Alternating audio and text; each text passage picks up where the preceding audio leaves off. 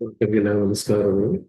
ಶ್ರೀನಿವಾಸೇತಿ ಶ್ರೇಷ್ಠದಯಾ ಪಾತ್ರಂ ಗುಣಾನ್ವಿತಃ ಕೌಶಿಕೋऽನन्तರಂಗಾರ್ಯಶ್ರೀಂ ವಿಜೇತಾಂ ಭುವಿ ನ್ಯಸ್ತಾತ್ಮೀಯಭರಂ ವರಪ್ರದ ಗುರೋ ವೈರಾಗ್ಯಭಾಗ್ಯೋ ರಥೋ ವೇದಾಂತಾಮೃತಸಾರಮन्तವನಘಾತ್ ಶ್ರೀನಿವಾಸಾತ್ ಗುರೋಃ ಶ್ರೀಶೈಲಾನ್ವಯಕೌಸ್ತುಭस्य ತನಯಂ ಶ್ರೇಯೋನಿಧೇ ಶ್ರೀನಿಧೇಃ ವಂದೇ ಸಾಧುಕಟಾಕ್ಷಕೇಳಿನಿಲಯಂ ಶ್ರೀಕೃಷ್ಣಸದ್ದೇಶಿಕಂ ಶ್ರೀವಾಸರಂಗಪರಕಾಲमुनित्रयाप्तलक्ष्मात्मरक्षणेति त्वयिगागमान्तम् आचार्यभक्तिपरिपूतमनर्घशीलं गोपालदेशिकमुनिं गुरुमाश्रयामः। नारायणाख्येतिराजपदाब्जभृङ्गश्रीवासयोगिगुरुणात् विदभारमीशे भक्त्यादिपूर्णवरदारिकृपात्तचिह्नं श्रीनिवासमुनिवर्यमहं प्रपद्ये। श्रीनारायणयोगीन्द्रवरदारिकृपाश्रयं रङ्गेशपादविनतं श्रीनिवासमुनिं भजे। श्रीमान् वेङ्कटनाथार्य कवितार्किककेसरी वेदान्ताचार्यवर्यो मे सन्निधत्तां सदा हृदि।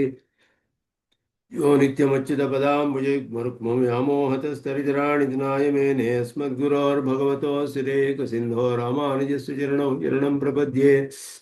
विगाहे आमनं तीर्थं साधुवृन्दावने स्थितं निरस्तजिह्मगस्पर्शे यत्र कृष्णकृतादरः नाथेन मुनिनाथेन भवेयं नाथवानहं यस्य नैगमिकं तत्त्वं हस्तामलकथाङ्गतं यस्य सारस्वतस्रोतो कुलामोदवासितं श्रुतीनां श्रमायालं शठारिं तमुपास्महे। वन्दे वैकुण्ठसेनान्यं देवं सूत्रवती सकं यद्वेत्र शिखरस्पन्दे विश्वमेतद्व्यवस्थितं सह धर्मचरीं शौरेः सम्मन्त्रितजगद्धिताम् अनुग्रहमयीं वन्दे नित्यमज्ञातनिग्रहां तमप्याद्यं गुरुं वन्दे कमलागृहमेधिनं प्रवक्ता छन्दसां भक्ता पञ्चरात्रस्य स्वयं वसुदेवसुतं देवं कंसचाणूरमर्दनं देवकी परमानन्दं कृष्णं वन्दे जगद्गुरुं पार्थाय प्रतिबोधितां भगवता नारायणेन स्वयं व्यासेन ग्रथितां पुराणमुनिना मध्ये महाभारतम् अद्वैतामृतवर्षिणीं भगवतीमष्टादशाध्यायिनीम् अम्ब त्वामनुसन्दधामि भगवद्गीते भवद्वेषिणीं यत्पदाम्भोरुहध्यानविध्वस्ता शेषकल्मषा वस्तुतामुपयातोऽहं यामुनेयं नमामि तम्।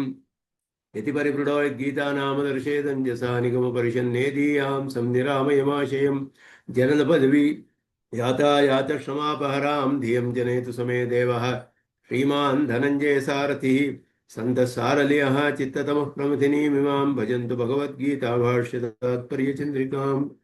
रामानुजाय नमः।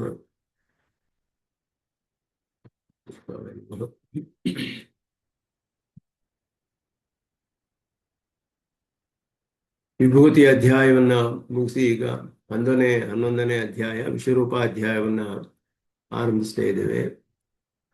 ಅದಕ್ಕೆ ಈಗ ಸಂಗತಿಯನ್ನ ಭಾಷ್ಯಕಾರರು ಹೇಳ್ತಾರೆ ಈ ಅಧ್ಯಾಯಕ್ಕೆ.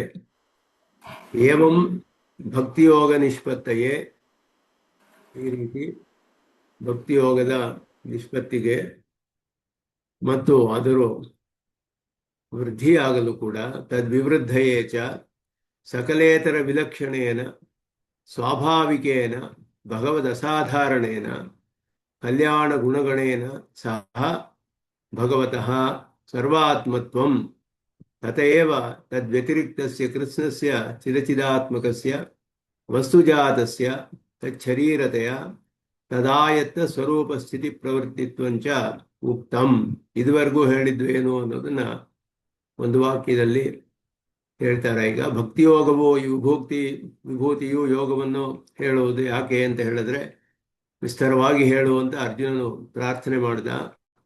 ಯಾಕೆ ಅಂದ್ರೆ ಅದು ಪರಮಾತ್ಮನಲ್ಲಿ ಭಕ್ತಿ ಉತ್ಪನ್ನವಾಗಕ್ಕೂ ಮತ್ತೆ ಉತ್ಪನ್ನವಾದ ಭಕ್ತಿಯು ಅಭಿವೃದ್ಧಿಯಾಗೋದಕ್ಕೂ ಕೂಡ ಕಾರಣವಾಗುತ್ತೆ. ಆ ದೃಷ್ಟಿಯಿಂದ ಪರಮಾತ್ಮನ ಒಂದು ಆಶ್ಚರ್ಯವಾದ ವಿಭೂತಿಯನ್ನು, ಎಲ್ಲಕ್ಕೂ ಅವನು ಆತ್ಮನಾಗಿದ್ದಾನೆ, ಎಲ್ಲವನ್ನೂ ತಾನೇ ನಿಯಮನ ಮಾಡ್ತಾನೆ, ಇಂತಹ ಒಂದು ಅದ್ಭುತವಾದ ಪರಮಾತ್ಮನ ಈ ವಿಭೂತಿಯ ವಿಷಯ ಎಲ್ಲವನ್ನು ಹೇಗೆ ನಿಯಮನ ಮಾಡ್ತಾನೆ ಅಂತರ್ಯಾಮಿಯಾಗಿದ್ದು, ಇದೆಲ್ಲ ಕೇಳಿದ್ರೆ ಅವನಲ್ಲಿ ನಮಗೆ ಭಕ್ತಿ ಉತ್ಪತ್ತಿ ಆಗುತ್ತೆ, ಪ್ರೀತಿ ಉತ್ಪತ್ತಿ ಆಗುತ್ತೆ. ಇಂತಹ ಆಶ್ಚರ್ಯಕರವಾದ ಸ್ವರೂಪವುಳ್ಳ ಪರಮಾತ್ಮನು ನಮಗೆ ಶೇಷಿಯಾಗಿದ್ದಾನೆ, ನಮಗೆ ಅವನೇ ಸ್ವಾಮಿಯಾಗಿದ್ದಾನೆ ಅಂತ ತಿಳಿದ್ರೆ ಅವನ ವಿಷಯದಲ್ಲಿ ನಮಗೆ ಪ್ರೀತಿ ಬರುವುದು ಸಹಜವಾಗಿ ಬರುತ್ತೆ, ಮತ್ತೆ ಅದು ವೃದ್ಧಿಯಾಗುತ್ತೆ ಕೂಡ.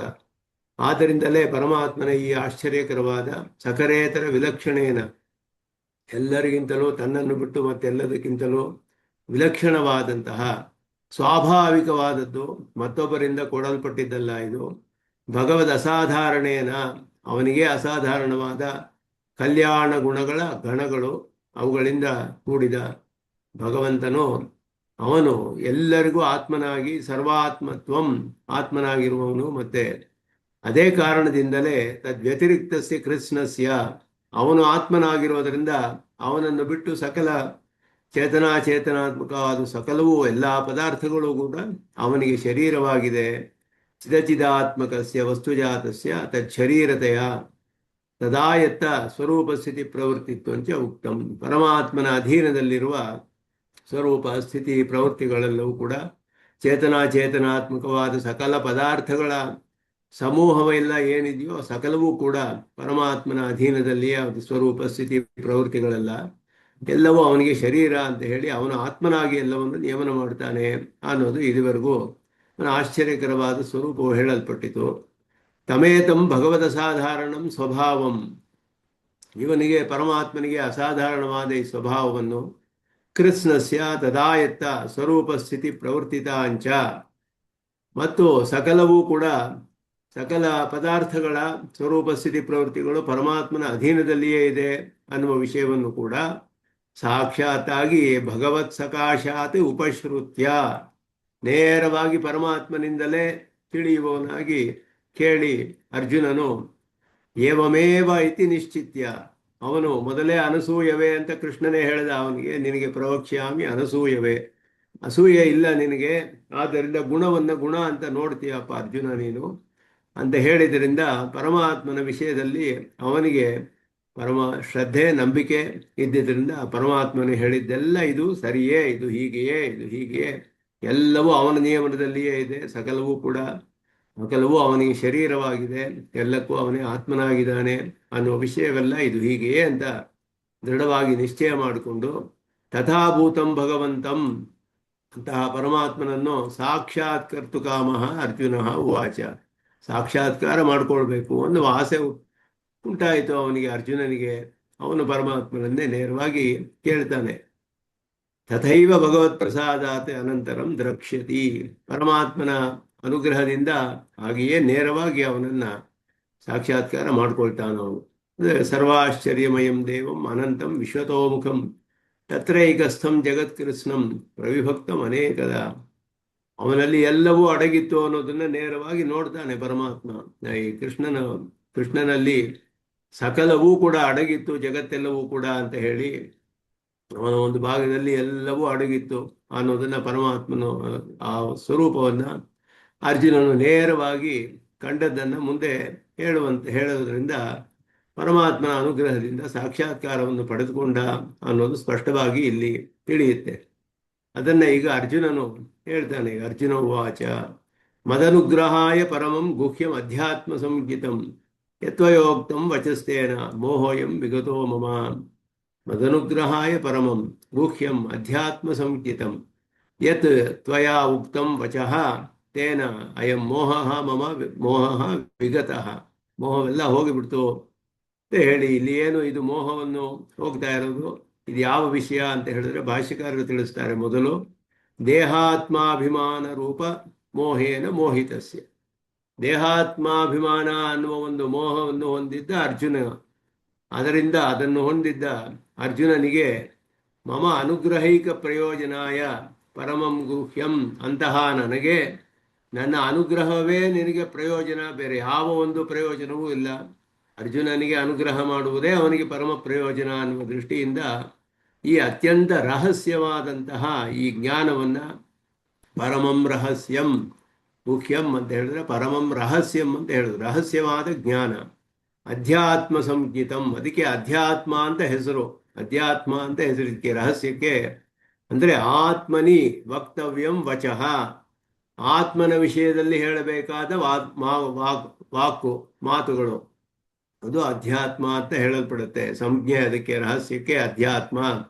ಈ ಅಧ್ಯಾತ್ಮ ವಿಷಯವನ್ನ, ಅಧ್ಯಾತ್ಮ ಅನ್ನುವ ಹೆಸರುಳ್ಳಂತಹ ಈ ರಹಸ್ಯ ಜ್ಞಾನವನ್ನ, ಅಂದರೆ ಈ ಆತ್ಮನ ವಿಷಯದಲ್ಲೇ ಹೇಳಬೇಕಾದಂತಹ ಈ ವಾಕುಗಳನ್ನೆಲ್ಲ ನೀನು ನತ್ವೇವಾಹಂ ಜಾತುನಾಸಂ ಇತಿ ಆದಿ ಆರಂಭಿಸಿ 2ನೇ ಅಧ್ಯಾಯದಲ್ಲ 12ನೇ ಶ್ಲೋಕದಿಂದ ಶಾಸ್ತ್ರಾರಂಭ.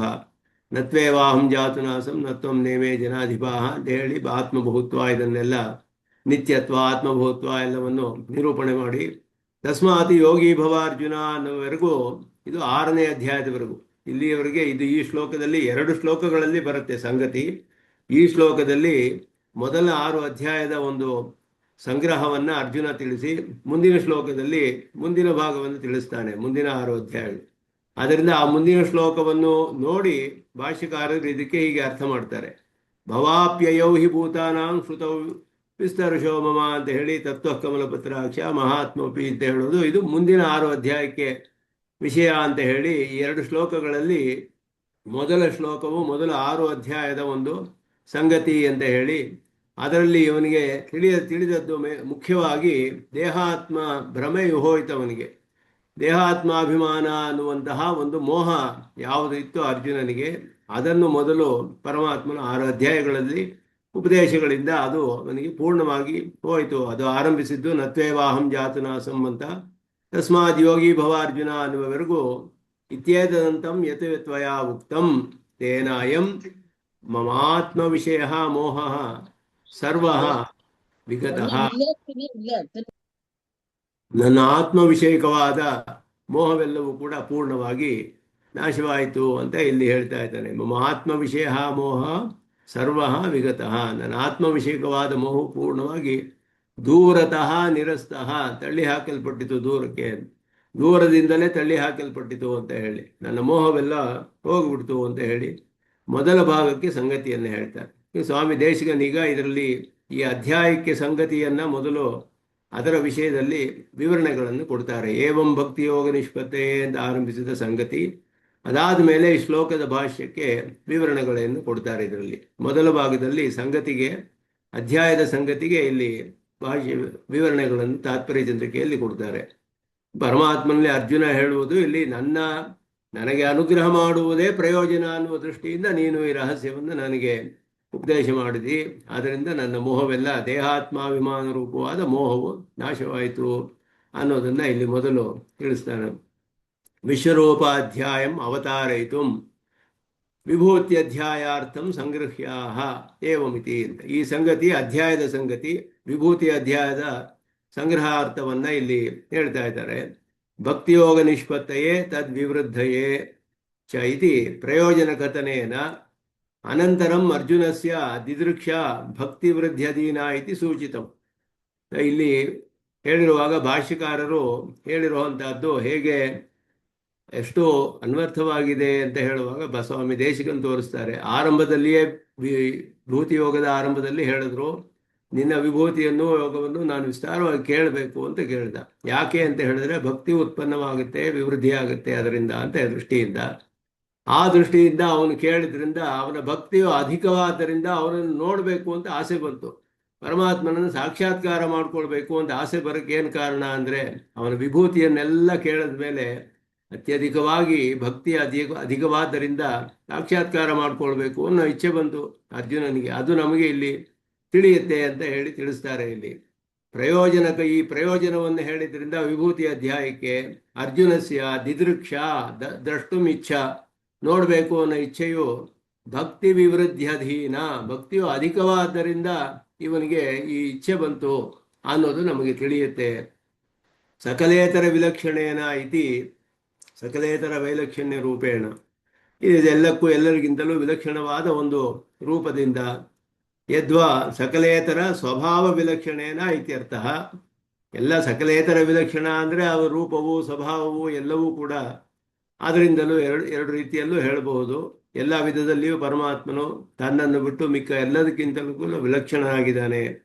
ಏತೇನ ಅನವಧಿಕಾತಿಶಯಂ ಮುಕ್ತಂ ಭವತಿ ಅನವಧಿಕವಾದ ಅತಿಶಯವನ್ನು ಉಳ್ಳವನು ಅನ್ನೋದು ತಿಳಿಯುತ್ತೆ ಅಲ್ಲಿ.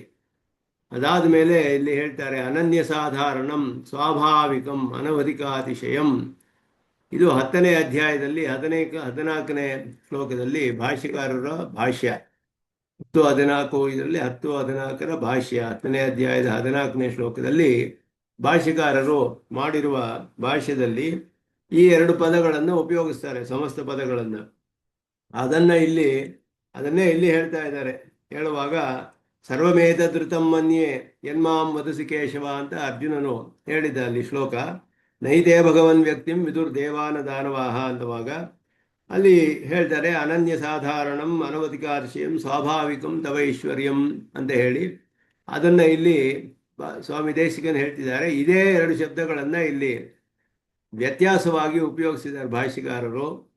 ಸಕಲೇತರ ವಿಲಕ್ಷಣೇನ ಭಗವದ್ ಅಸಾಧಾರಣೇನ ಅಂತ ಹೇಳಿಬಿಟ್ಟು ಅಷ್ಟೇನೆ. ಇಲ್ಲಿ ಸ್ವಾಭಾವಿಕ ಅನವಧಿಕಾತಿಶಯಂ ಅನನ್ಯ ಸಾಧಾರಣಂ ಅಂತ ಹೇಳುವಾಗ ಇಲ್ಲಿ ಅದನ್ನೇ ಇಲ್ಲಿ ಇತ್ಯಯೋಹೋ ಯಥೇಷ್ಟಂ ಹೇತು ಸಾಧ್ಯಭಾವೇನ ಅನ್ವಯಾತ್ ಸಮಾಧಿಕ ರಾಹಿತ್ಯ ತಾತ್ಪರ್ಯಚ್ಚ ನ ಅನರ್ಥಕ್ಯಂ ಅಂತ ಹೇಳೋದು. ಆದ್ದರಿಂದ ಇಲ್ಲಿ ಹೇತು ಸಾಧ್ಯಭ ಒಂದರಿಂದ ಒಂದಕ್ಕೆ ಒಂದು ಕಾರಣ. ಸಕಲೇತರ ವಿಲಕ್ಷಣೇನ ಭಗವದ ಸಾಧಾರಣೇನ ಅನನ್ಯ ಸಾಧಾರಣಂ ಸ್ವಾಭಾವಿಕ ಅನುವಾದಿಕಾರ್ಷಿಯಂ ಅಂತ ಹಿಂದೆ ಹೇಳಿದ್ರು. ಅದನ್ನು ಪ್ರಾತಿಲೋಮ್ಯೇನ ಅಂತ, ಪ್ರತಿಲೋಮ ಅಂದರೆ ರಿವರ್ಸ್ ಆರ್ಡರು. ಇದು ಅದನ್ನ ಮೊದಲ ಶಬ್ದವನ್ನು ನಂತರ ಆಮೇಲೆ ಉಪಯೋಗಿಸೋದು. ಅನನ್ಯ ಸಾಧಾರಣ ಅನ್ನೋದು ನಂತರ, ಸ್ವಾಭಾವಿಕ ಅನವಧಿಕಾರ್ಷಿಯ ಅನ್ನೋದು ಮೊದಲು. ಇದನ್ನ ಸ್ವಾಭಾವಿಕ ಅನವಧಿಕಾರ್ಷಿಯ ಅನ್ನೋದು ಸಕಲೇತರ ವಿಲಕ್ಷಣ ಅನ್ನೋದನ್ನ ತೋರಿಸ್ತಾರೆ. ಅನನ್ಯ ಸಾಧಾರಣ ಅದು ಭಗವದ ಸಾಧಾರಣೇನ ಅಂತ ಹೇಳಿದ್ದಾರೆ. ಇದು ಈ ಸಕಲೇತರ ವಿಲಕ್ಷಣತ್ವವು ಕಾರಣ ಭಗವದ ಸಾಧಾರಣೇನ ಅಂತ ಹೇಳೋದಕ್ಕೆ ಹೇತು ಸಾಧ್ಯಭಾವೇನ ಅಂತ ಒಂದು ಕಾರಣ, ಒಂದು ಸಾಧ್ಯ. ಆದ್ದರಿಂದ ಆ ಒಂದು ದೃಷ್ಟಿಯಿಂದ ಸಮಾಧಿಕರಾಹಿತ್ಯ ತಾತ್ಪರ್ಯಾಚ, ಅವನಿಗೆ ಸಮರೂ ಇಲ್ಲ ಅಧಿಕರೂ ಇಲ್ಲ ಅನ್ನುವ ತಾತ್ಪರ್ಯ ಇರೋದ್ರಿಂದ ಅದನ್ನೇ ಇಲ್ಲಿ ಮತ್ತೆ ಉಪಯೋಗಿಸಿದ್ದಾರೆ ಆ ಶಬ್ದಗಳನ್ನೇ ಅಂತ ಹೇಳಿ. ಕೃತಾರ್ಥ ನಿಶ್ಚಯಾಧೀನ ಭಕ್ತಿ ವಿವೃದ್ಧಿ ಫಲಭೂತ ದಿದೃಕ್ಷಾ ಮೂಲಂ ಉತ್ತರಾಧ್ಯಾಯ ಉಪೋದ್ಘಾತ ರೂಪಂ ಅರ್ಜುನ ವಾಕ್ಯಂ ಅವತಾರೈತಿ ತಮೇತಂ ಇತಿ ಹೇಳಿದ ಅರ್ಥವನ್ನೆಲ್ಲ ಅವನು ನಿಶ್ಚಯ ಮಾಡಿಕೊಂಡ. ಸ್ಪಷ್ಟವಾಗಿ ಮನಸ್ಸಿನಲ್ಲಿ ದೃಢವಾಗಿ ಇದು ಹೀಗೇ ಸರಿ, ಹೀಗೇ ಸರಿ ಅಂತ ಹೇಳಿ ಮನಸ್ಸಿನಲ್ಲಿ ಮನನ ಮಾಡಿ ಸ್ಪಷ್ಟವಾಗಿ ದೃಢಪಡಿಸಿಕೊಂಡ ಅರ್ಜುನ. ಆದ್ದರಿಂದ ಕೃತಾರ್ಥ ನಿಶ್ಚಯಕ್ಕೆ ಅಧೀನವಾದದ್ದು ಯಾವುದು ಅಂತ ಹೇಳಿದ್ರೆ ಆ ಒಂದು ದೃಢ ನಿಶ್ಚಯದಿಂದ ಬರುವಂತಹದ್ದು ಭಕ್ತಿ ವಿವೃದ್ಧಿ, ಭಕ್ತಿಯು ಅಧಿಕವಾಗುತ್ತೆ. ಅದರ ಫಲ ಯಾವುದು ಅಂತ ಹೇಳಿದ್ರೆ ದಿದೃಕ್ಷಾ ಮೂಲಂ, ನೋಡಬೇಕು ಅನ್ನುವಂತಹ ಒಂದು ಇಚ್ಛೆ ಬಂತು, ಉತ್ಕಟವಾದ ಇಚ್ಛೆ ಅವನಿಗೆ. ಅದನ್ನ ಉತ್ತರ ಈ ಅಧ್ಯಾಯಕ್ಕೆ ಉಪೋದ್ಘಾತ ರೂಪವಾಗಿ ಅರ್ಜುನ ವಾಕ್ಯವನ್ನ ಇಲ್ಲಿ ಹೇಳ್ತಾರೆ. ತಮೇತಂ ಅಂತ ಹೇಳಿ ಭಗವತ ಸಾಧಾರಣಂ ಸ್ವಭಾವಂ ಕೃಷ್ಣಸ್ಯ ತದಾ ಎತ್ತ ಸ್ವರೂಪ ಸ್ಥಿತಿ ಪ್ರವರ್ತಿತಾಂಚ ಇದೆಲ್ಲ ಹೇಳಿ ಈ ಥರ ಇದು ಹೀಗೆಯೇ ಸರಿ, ಏವಮೇವ ಇತಿ ನಿಶ್ಚಿತ್ಯ, ಎಲ್ಲವನ್ನು ಕೂಡ ಏವಮೇವ ಇತಿ ನಿಶ್ಚಿತ್ಯ ತಥಾಭೂತಂ ಭಗವಂತಂ ಸಾಕ್ಷಾತ್ಕರ್ತು ಕಾಮಃ, ಸಾಕ್ಷಾತ್ಕಾರ ಮಾಡಿಕೊಳ್ಬೇಕು ಅಂತ ಇಷ್ಟಪಟ್ಟವನು. ತಂ ಸರ್ವಾತಿಶಾಯಿನಂ, ಸರ್ವಾತಿಶಾಯಿಯಾದ ಏತಂ ಉಕ್ತ ಪ್ರಕಾರಂ, ಈ ಹೇಳಿದ ಪ್ರಕಾರಗಳನ್ನು ಉಳ್ಳಂತಹ ಪರಮಾತ್ಮನನ್ನ ನೋಡಬೇಕು ಅನ್ನುವ ಇಚ್ಛೆ ಬಂತವನಿಗೆ. ಭಗವತ್ ಸಕಾಶಾತ್ ಇತ್ಯದೇನ ನಿಶ್ಚಯ ಹೇತುಭೂತಂ ಆಪ್ತತ್ವಂ ಸೂಚಿತಂ, ಪರಮಾತ್ಮನಿಂದಲೇ ತಿಳಿದುಕೊಳ್ಬೇಕು ಅಂತ ನಿಶ್ಚಯವಾಗಿ ದೃಢವಾಗಿ ತಿಳಿದಿದ್ದರಿಂದ ಅವನಿಗೆ ಪರಮಾತ್ಮನ ವಿಷಯದಲ್ಲಿ ಅತ್ಯಂತ ಆಪ್ತತಮತ್ವ ಅನ್ನೋದನ್ನು ತಿಳಿದುಕೊಂಡಿದ್ದ ಅರ್ಜುನ. ನಹಿ ಆಚಾರ್ಯಾಂತರ ಸಕಾಜಾದ್ ಉಪಶ್ರವಣೆ ದಿದೃಕ್ಷಾಯಾಂ ಸತ್ಯಾಮಪಿ ದರ್ಶನ ಪ್ರಾರ್ಥನಂ ಘಟತೆ ಭಾವ. ಅರ್ಜುನನ ಒಂದು ಭಾಗ್ಯವನ್ನು ಹೇಳ್ತಾರೆ ಸ್ವಾಮಿ ದೇಶಿಕನ್. ಬೇರೆ ಒಬ್ಬರು ಆಚಾರ್ಯರಿಂದ ನಾವು ಪರಮಾತ್ಮನ ಸ್ವರೂಪವನ್ನು ಕೇಳಿದ್ರೆ ಆ ಸ್ವರೂಪವನ್ನು ನೋಡಬೇಕು ಅಂತ ಅವರನ್ನು ಪ್ರಾರ್ಥಿಸಕ್ಕಾಗೋದಿಲ್ಲ. ಇಲ್ಲಿ ಪರಮಾತ್ಮನಿಂದ ಕೇಳಿದ್ರಿಂದ ನಿನ್ನನ್ನು ನೋಡಬೇಕು ಅಂತ ಪರಮಾತ್ಮನನ್ನೇ ಪ್ರಾರ್ಥನೆ ಮಾಡ್ತಾ ಇದ್ದಾನೆ. ಆದ್ದರಿಂದ ಇಲ್ಲಿ ಅವರನ್ನ ದರ್ಶನ ಪ್ರಾರ್ಥನಂ ನಘಟತೆ ಅಂತ ಹೇಳಿದ್ರು. ಆಚಾರ್ಯಾಂತರ ಸಕಾಶಾತ್ ಉಪಶ್ರವಣೆ ದಿದೃಕ್ಷಾಯಾಮ್ ಸತ್ಯಾಮಪಿ, ದರ್ಶನ ಮಾಡಬೇಕು ಅನ್ನೋ ಇಚ್ಛೆ ಇದ್ರು ದರ್ಶನ ಪ್ರಾರ್ಥನಂ ನಘಟತೆ, ಅವರನ್ನ ನೀನು ದರ್ಶನ ಮಾಡಬೇಕು ತೋರಿಸು ಅಂತ ಕೇಳಕ್ಕಾಗೋದಿಲ್ಲ. ಪರಮಾತ್ಮ ಆದರೆ ಅವನು ನೇರವಾಗಿ ಕೇಳ್ಬೋದು, ನಾನು ನಿನ್ನನ್ನು ನೋಡ್ಬೇಕಪ್ಪ, ನಿನ್ನ ವಿಶ್ವರೂಪವನ್ನು ತೋರಿಸು ನನಗೆ, ನಿನ್ನ ವಿಭೂತಿಯನ್ನೆಲ್ಲ ಈ ವೈಭವವನ್ನು ನೋಡಬೇಕು ಅಂತ ಪರಮಾತ್ಮನನ್ನೇ ಪ್ರಾರ್ಥನೆ ಮಾಡೋದು ನೇರವಾಗಿ ಅವನಿಂದಲೇ ಉಪದಿಷ್ಟವಾದ್ದರಿಂದ ಅರ್ಜುನನಿಗೆ ಅದು ಪ್ರಾಪ್ತವಾಯಿತು. ಏವಮೇತತ್ ಇತಿ ನಿಶ್ಚಿತ್ಯ ಇತ್ಯಾದಿ ಶ್ಲೋಕ ಅರ್ಥಂ, ಹಿಂದೆ ಹೇಳಿದಂತಹ ಏವಮೇವೇತಿ ನಿಶ್ಚಿತ್ಯ, ಅದು 3ನೇ ಶ್ಲೋಕದಲ್ಲಿ ಅದನ್ನ ನನು ಏವಮೇತದ್ ಯಥಾರ್ಥ ಇತಿ ಪೂರ್ವೋಕ್ತಂ ಅಭ್ಯುಪಗಮ್ಯ ದ್ರಷ್ಟುಮಿಚ್ಛಾಮಿ ತೇ ರೂಪಂ ಐಶ್ವರಂ ಇತ್ಯರ್ಥಾಂತರಸ್ಯ ರೂಪವಿಶೇಷಸ್ಯ ದಿದೃಕ್ಷಾವಚನಮಿವ ಭಾತಿ ತತಶ್ಚ ಕಥಂ ತಥಾಭೂತಂ ಭಗವಂತಂ ಸಾಕ್ಷಾತ್ಕರ್ತು ಕಾಮಃ ಇತ್ಯುಚ್ಯತೆ ಅಂತ ಇಲ್ಲಿ ಪ್ರಶ್ನೆ ಹಾಕ್ತಾರೆ. ಇಲ್ಲಿ ಏವಮೇತದ್ ಯಥಾತ್ಮತ್ವಂ ಅಂತೆಲ್ಲ ಹೇಳಿ ಪೂರ್ವೋಕ್ತಂ ಅಭ್ಯುಪಗಮ್ಯ ಏವಮೇತದ್ ಯಥೋಕ್ತಂ, ನೀನು ಹೇಳಿದ್ದೆಲ್ಲ ಸರಿಯೇ, ಎಲ್ಲವೂ ಸರಿಯಾಗಿ ಹೀಗೆಯೇ ಇದೆ ಅಂತ ನಾನು ತಿಳಿದಿದ್ದೇನೆ ಅಂತೆಲ್ಲ ಅರ್ಜುನನು ಹಿಂದೆಯೂ ಹೇಳ್ದ. ಅದನ್ನು ಹೇಳಿದ್ರಿಂದ ಇಲ್ಲಿ ಅದನ್ನು ಒಪ್ಪಿಕೊಂಡು ದ್ರಷ್ಟುಂ ಇಚ್ಛಾಮಿ ತೇ ರೂಪಂ ಐಶ್ವರಂ ಇತಿ ಅರ್ಥಾಂತರಸ್ಯ ರೂಪವಿಶೇಷಸ್ಯ, ಬೇರೆ ಒಂದು ಪದಾರ್ಥ ಬೇರೆ ಒಂದು ರೂಪವನ್ನು, ದ್ರಷ್ಟುಂ ಇಚ್ಛಾಮಿ ತೇ ರೂಪಂ ಐಶ್ವರಂ, ಬೇರೆ ಒಂದು ರೂಪವನ್ನು ನೋಡಬೇಕು ಅಂತ ಹೇಳೋ ಹಾಗಿದೆ ಇಲ್ಲಿ. ದಿದೃಕ್ಷ್ಯಾವಚನ ವಿಭಭಾತಿ, ಹಿಂದೆ ಹೇಳಿ ಯಥಾರ್ಥಂ ನೀ ಹೇಗೆ ಹೇಳಿದ್ಯೋ ಅದು ಸರಿ ಅಂತ ಕೇಳಿ, ಈಗ ನಿನ್ನ ರೂಪ ಐಶ್ವರ ರೂಪವನ್ನು ನೋಡಬೇಕು ಅಂತ ಹೇಳಿದ್ರೆ ಬೇರೆ ಇನ್ನೊಂದು ರೂಪವನ್ನು ನೋಡಬೇಕು ಅಂತ ಕೇಳೋ ಹಾಗೆ ತಿಳಿದು ಬರುತ್ತೆ. ಅದು ಹೇಗೆ? ತತಶ್ಚ ಕಥಂ ತಥಾಭೂತಂ ಭಗವಂತಂ ಸಾಕ್ಷಾತ್ಕರ್ತು ಕಾಮಃ, ಹೇಗೆ ತಿಳಿದುಕೊಂಡೋ ಹಾಗೆಯೇ ಇರುವ ಪರಮಾತ್ಮನನ್ನು ನೋಡಬೇಕು ಅಂತ ಅರ್ಜುನ ಕೇಳಿದ್ದು. ಆದರೆ ವಾಕ್ಯದಲ್ಲಿ ನೋಡಿದ್ರೆ ಈ ಶ್ಲೋಕಗಳಲ್ಲಿ ದ್ರಷ್ಟುಮಿಚ್ಛಾಮಿ ತೇ ರೂಪಂ ಐಶ್ವರ್ಯಂ ಐಶ್ವರ್ಯಂ ಅಂತ ಹೇಳಿದಾಗ ಇನ್ನೊಂದು ರೂಪವನ್ನು ಇವನು ಕಾಣಲು ಇಚ್ಛೆ ಪಟ್ಟನೋ ಅನ್ನುವ ಅರ್ಥ ಬರೋ ಹಾಗಿದೆ. ಅದಕ್ಕೆ ಉತ್ತರವನ್ನು ಕೊಡ್ತಾರೆ, ಶ್ರುತ ಪ್ರಕಾರೇಣ ಇತಿ ಅರ್ಥ ಅಂತ ಹೇಳಿ, ತಥೈವ ಅಂತ ಹೇಳಿ, ತಥೈವ ಇಲ್ಲಿ ಒಂದು ಶಬ್ದವನ್ನು ಹಾಕ್ತಾರೆ ಭಾಷಿಕಾರರು. ತಥೈವ ಭಗವತ್ ಪ್ರಸಾದಾತ್ ಅನಂತರಂ ದ್ರಕ್ಷ್ಯತಿ, ಹಿಂದೆ ಅವನು ಹೇಗೆ ದೃಢ ನಿಶ್ಚಯ ಮಾಡಿಕೊಂಡಿದ್ನೋ ಅವನ ಪರಮಾತ್ಮನ ಸ್ವರೂಪವನ್ನು ಕೇಳಿ ಹಾಗೆಯೇ ಮತ್ತೆ ಅದೇ ರೀತಿಯಲ್ಲಿ ಅವನು ದರ್ಶನವನ್ನು ಪಡೆದುಕೊಂಡ ಪರಮಾತ್ಮನ ಪ್ರಸಾದದಿಂದ, ಹೊರತು ಬೇರೆ ಯಾವುದು ರೂಪವಲ್ಲ ಅಂತ ಅರ್ಥ ಅಲ್ಲಿ. ಕೃತ ಪ್ರಕಾರೇಣ, ಅದೇ ಪ್ರಕಾರದಲ್ಲಿ ತದ್ವಿವೃಣೋತಿ ಸರ್ವಾಶ್ಚರ್ಯೇತಿ, ಸರ್ವಾಶ್ಚರ್ಯವಾದ ಅವನ ಒಂದು ಇದನ್ನ ನೋಡ್ದ ಅಂತ ಹೇಳ್ಬಿಟ್ಟು ಸರ್ವಾಶ್ಚರ್ಯಮಯಂ ದೇವಂ ಅನಂತಂ ವಿಶ್ವತೋಮುಖಂ, ಇದೆಲ್ಲ ಕೂಡ ಹಿಂದೆ ಹೇಳಿದ ರೂಪದಲ್ಲಿಯೇ ಅವನನ್ನು ತೋರಿಸ್ದ ಅಂತ. ಅಹಂ ಸರ್ವಸ್ಯ ಪ್ರಭವ ಇತ್ಯಾದಿನ ವಿಷ್ಟಭ್ಯಾಹಮಿದಂ ಕೃಷ್ಣಮೇಕಾಂಶೇನ ಸ್ಥಿತೋ ಜಗತಿ ಇತ್ಯಂತೇನ ಪ್ರತಿಪಾದಿತಃ ಹಿ ಅರ್ಥಃ ಅತ್ರ ವಿಗ್ರಹ ವಿಶೇಷ ಅನುಬಂಧೇನ ಪ್ರತ್ಯಕ್ಷಂ ಪ್ರತ್ಯವಿಜ್ಞಾಯತೆ ಇತಿ ಭಾವಃ. ಇಲ್ಲಿ ವಿಗ್ರಹ ವಿಶೇಷದೊಡನೆ ಸೇರಿ ಹಿಂದೆ ಹೇಳಿದ್ದು ಎಲ್ಲ ಉಪದೇಶ ಮಾತುಗಳಲ್ಲಿ ಕೇಳಿದ ಅವನು, ಅಹಂ ಸರ್ವಸ್ಯ ಪ್ರಭವ ಮತ್ತ ಸರ್ವಂ ಪ್ರವರ್ತತೆ, ಇದನ್ನೆಲ್ಲ ಉಪದೇಶವನ್ನು ಕೇಳಿದ ಮಾತುಗಳಲ್ಲಿ ದುಷ್ಟಭ್ಯಾಹಮಿದಂ ಕೃಷ್ಣಂ ಏಕಾಂಶೇನ ಸ್ಥಿತೋ ಜಗತಿ, ಎಲ್ಲವನ್ನು ನಾನು ಸ್ತಂಭಿಸಿ ಹಿಡಿದು ನಿಲ್ಲಿಸಿದ್ದೇನೆ, ನನ್ನ ನಿಯಮನದಲ್ಲಿಯೇ ಸಕಲವೂ ಇದೆ, ನನ್ನ ಸಂಕಲ್ಪದ ಒಂದು ಐತಾಂಶ, ಅದರಲ್ಲಿ ಒಂದು ಐತಾಂಶದಲ್ಲಿ ಒಂದು ಅಂಶ, ಅಷ್ಟು ಭಾಗದಿಂದಲೇ ಎಲ್ಲವನ್ನು ಹಿಡಿದು ಇಟ್ಟಿದ್ದೇನೆ ಅಂತ ಪರಮಾತ್ಮನು ಹೇಳಿದ್ದನ್ನ ಇದುವರೆಗೂ ಪ್ರತಿಪಾದನೆ ಮಾಡಿದ ಅರ್ಥವನ್ನ ವಿಗ್ರಹ ವಿಶೇಷದೊಡನೆ ಸೇರಿ ಪ್ರತ್ಯಕ್ಷವು ಈಗ ಅವನಿಗೆ ತಿಳಿದು ಬರುತ್ತೆ ಅನ್ನೋದು ಮುಂದೆ ಅವನು ಕೇಳೋದು ಅಂತಹದ್ದು ಇಲ್ಲಿ. ಅದು ಈ ಶ್ಲೋಕದಲ್ಲಿ ತತ್ರ ಏಕಸ್ಥಂ ಜಗತ್ಕೃಷ್ಣಂ ಪ್ರವಿಭಕ್ತಮನೇಕದ ಅಂತ ಹೇಳಿ ಪರಮಾತ್ಮನನ್ನು ಸಾಕ್ಷಾತ್ಕಾರ ಮಾಡ್ಕೊಳ್ತಾನೆ ಅನ್ನೋದು ಇಲ್ಲಿ ತಿಳಿದು ಬರುತ್ತೆ ಅಂತ ತಿಳಿಸ್ತಾರೆ. ಈಗ ಈ ಶ್ಲೋಕದ ಭಾಷ್ಯಕ್ಕೆ ವ್ಯಾಖ್ಯಾನ ಮಾಡ್ತಾರೆ. ಈಗ ಇದು ಸಂಗತಿಗೆ ಭಾಷ್ಯ, ಸಂಗತಿಯ ವಿವರಣೆ. ಪರಮಾತ್ಮನು ಹೇಗೆ ಉಪದೇಶ ಮಾಡಿದನೋ ಅದೇ ರೀತಿಯಲ್ಲಿ ಇದು ಸರಿ ಅಂತ ದೃಢ ನಿಶ್ಚಯ ಮಾಡಿಕೊಂಡು ಅರ್ಜುನನು, ಅವನ ಭಕ್ತಿಯು ಅತ್ಯಂತ ಹೆಚ್ಚಾಗಿದ್ದರಿಂದ ವಿಭೂತಿ ವಿಷಯವೆಲ್ಲ ಕೇಳಿದ ಮೇಲೆ ಪರಮಾತ್ಮನ ವಿಷಯದಲ್ಲಿ ಅತ್ಯಂತ ಭಕ್ತಿಯುಳ್ಳವನಾಗಿ ಈ ರೀತಿಯಾದ ನಿನ್ನ ಒಂದು ವೈಭವವನ್ನು ನಾನು ಸಾಕ್ಷಾತ್ತಾಗಿ ನೋಡಬೇಕು ಅಂತ ಪರಮಾತ್ಮನನ್ನೇ, ಅವನಿಂದಲೇ ಉಪದಿಷ್ಟವಾದ್ದರಿಂದ ಅವನನ್ನು ಕೇಳಕ್ಕೆ ಸಾಧ್ಯವಾಯಿತು, ನಾನು ನೋಡಬೇಕು ಹೀಗೆ ಅಂತ ಹೇಳಿಬಿಟ್ಟು ಸಾಕ್ಷಾತ್ಕಾರ ಮಾಡಿಕೊಳ್ಳುವ ಇಚ್ಛೆಯಿಂದ ಪ್ರಾರ್ಥನೆ ಮಾಡ್ತಾನೆ.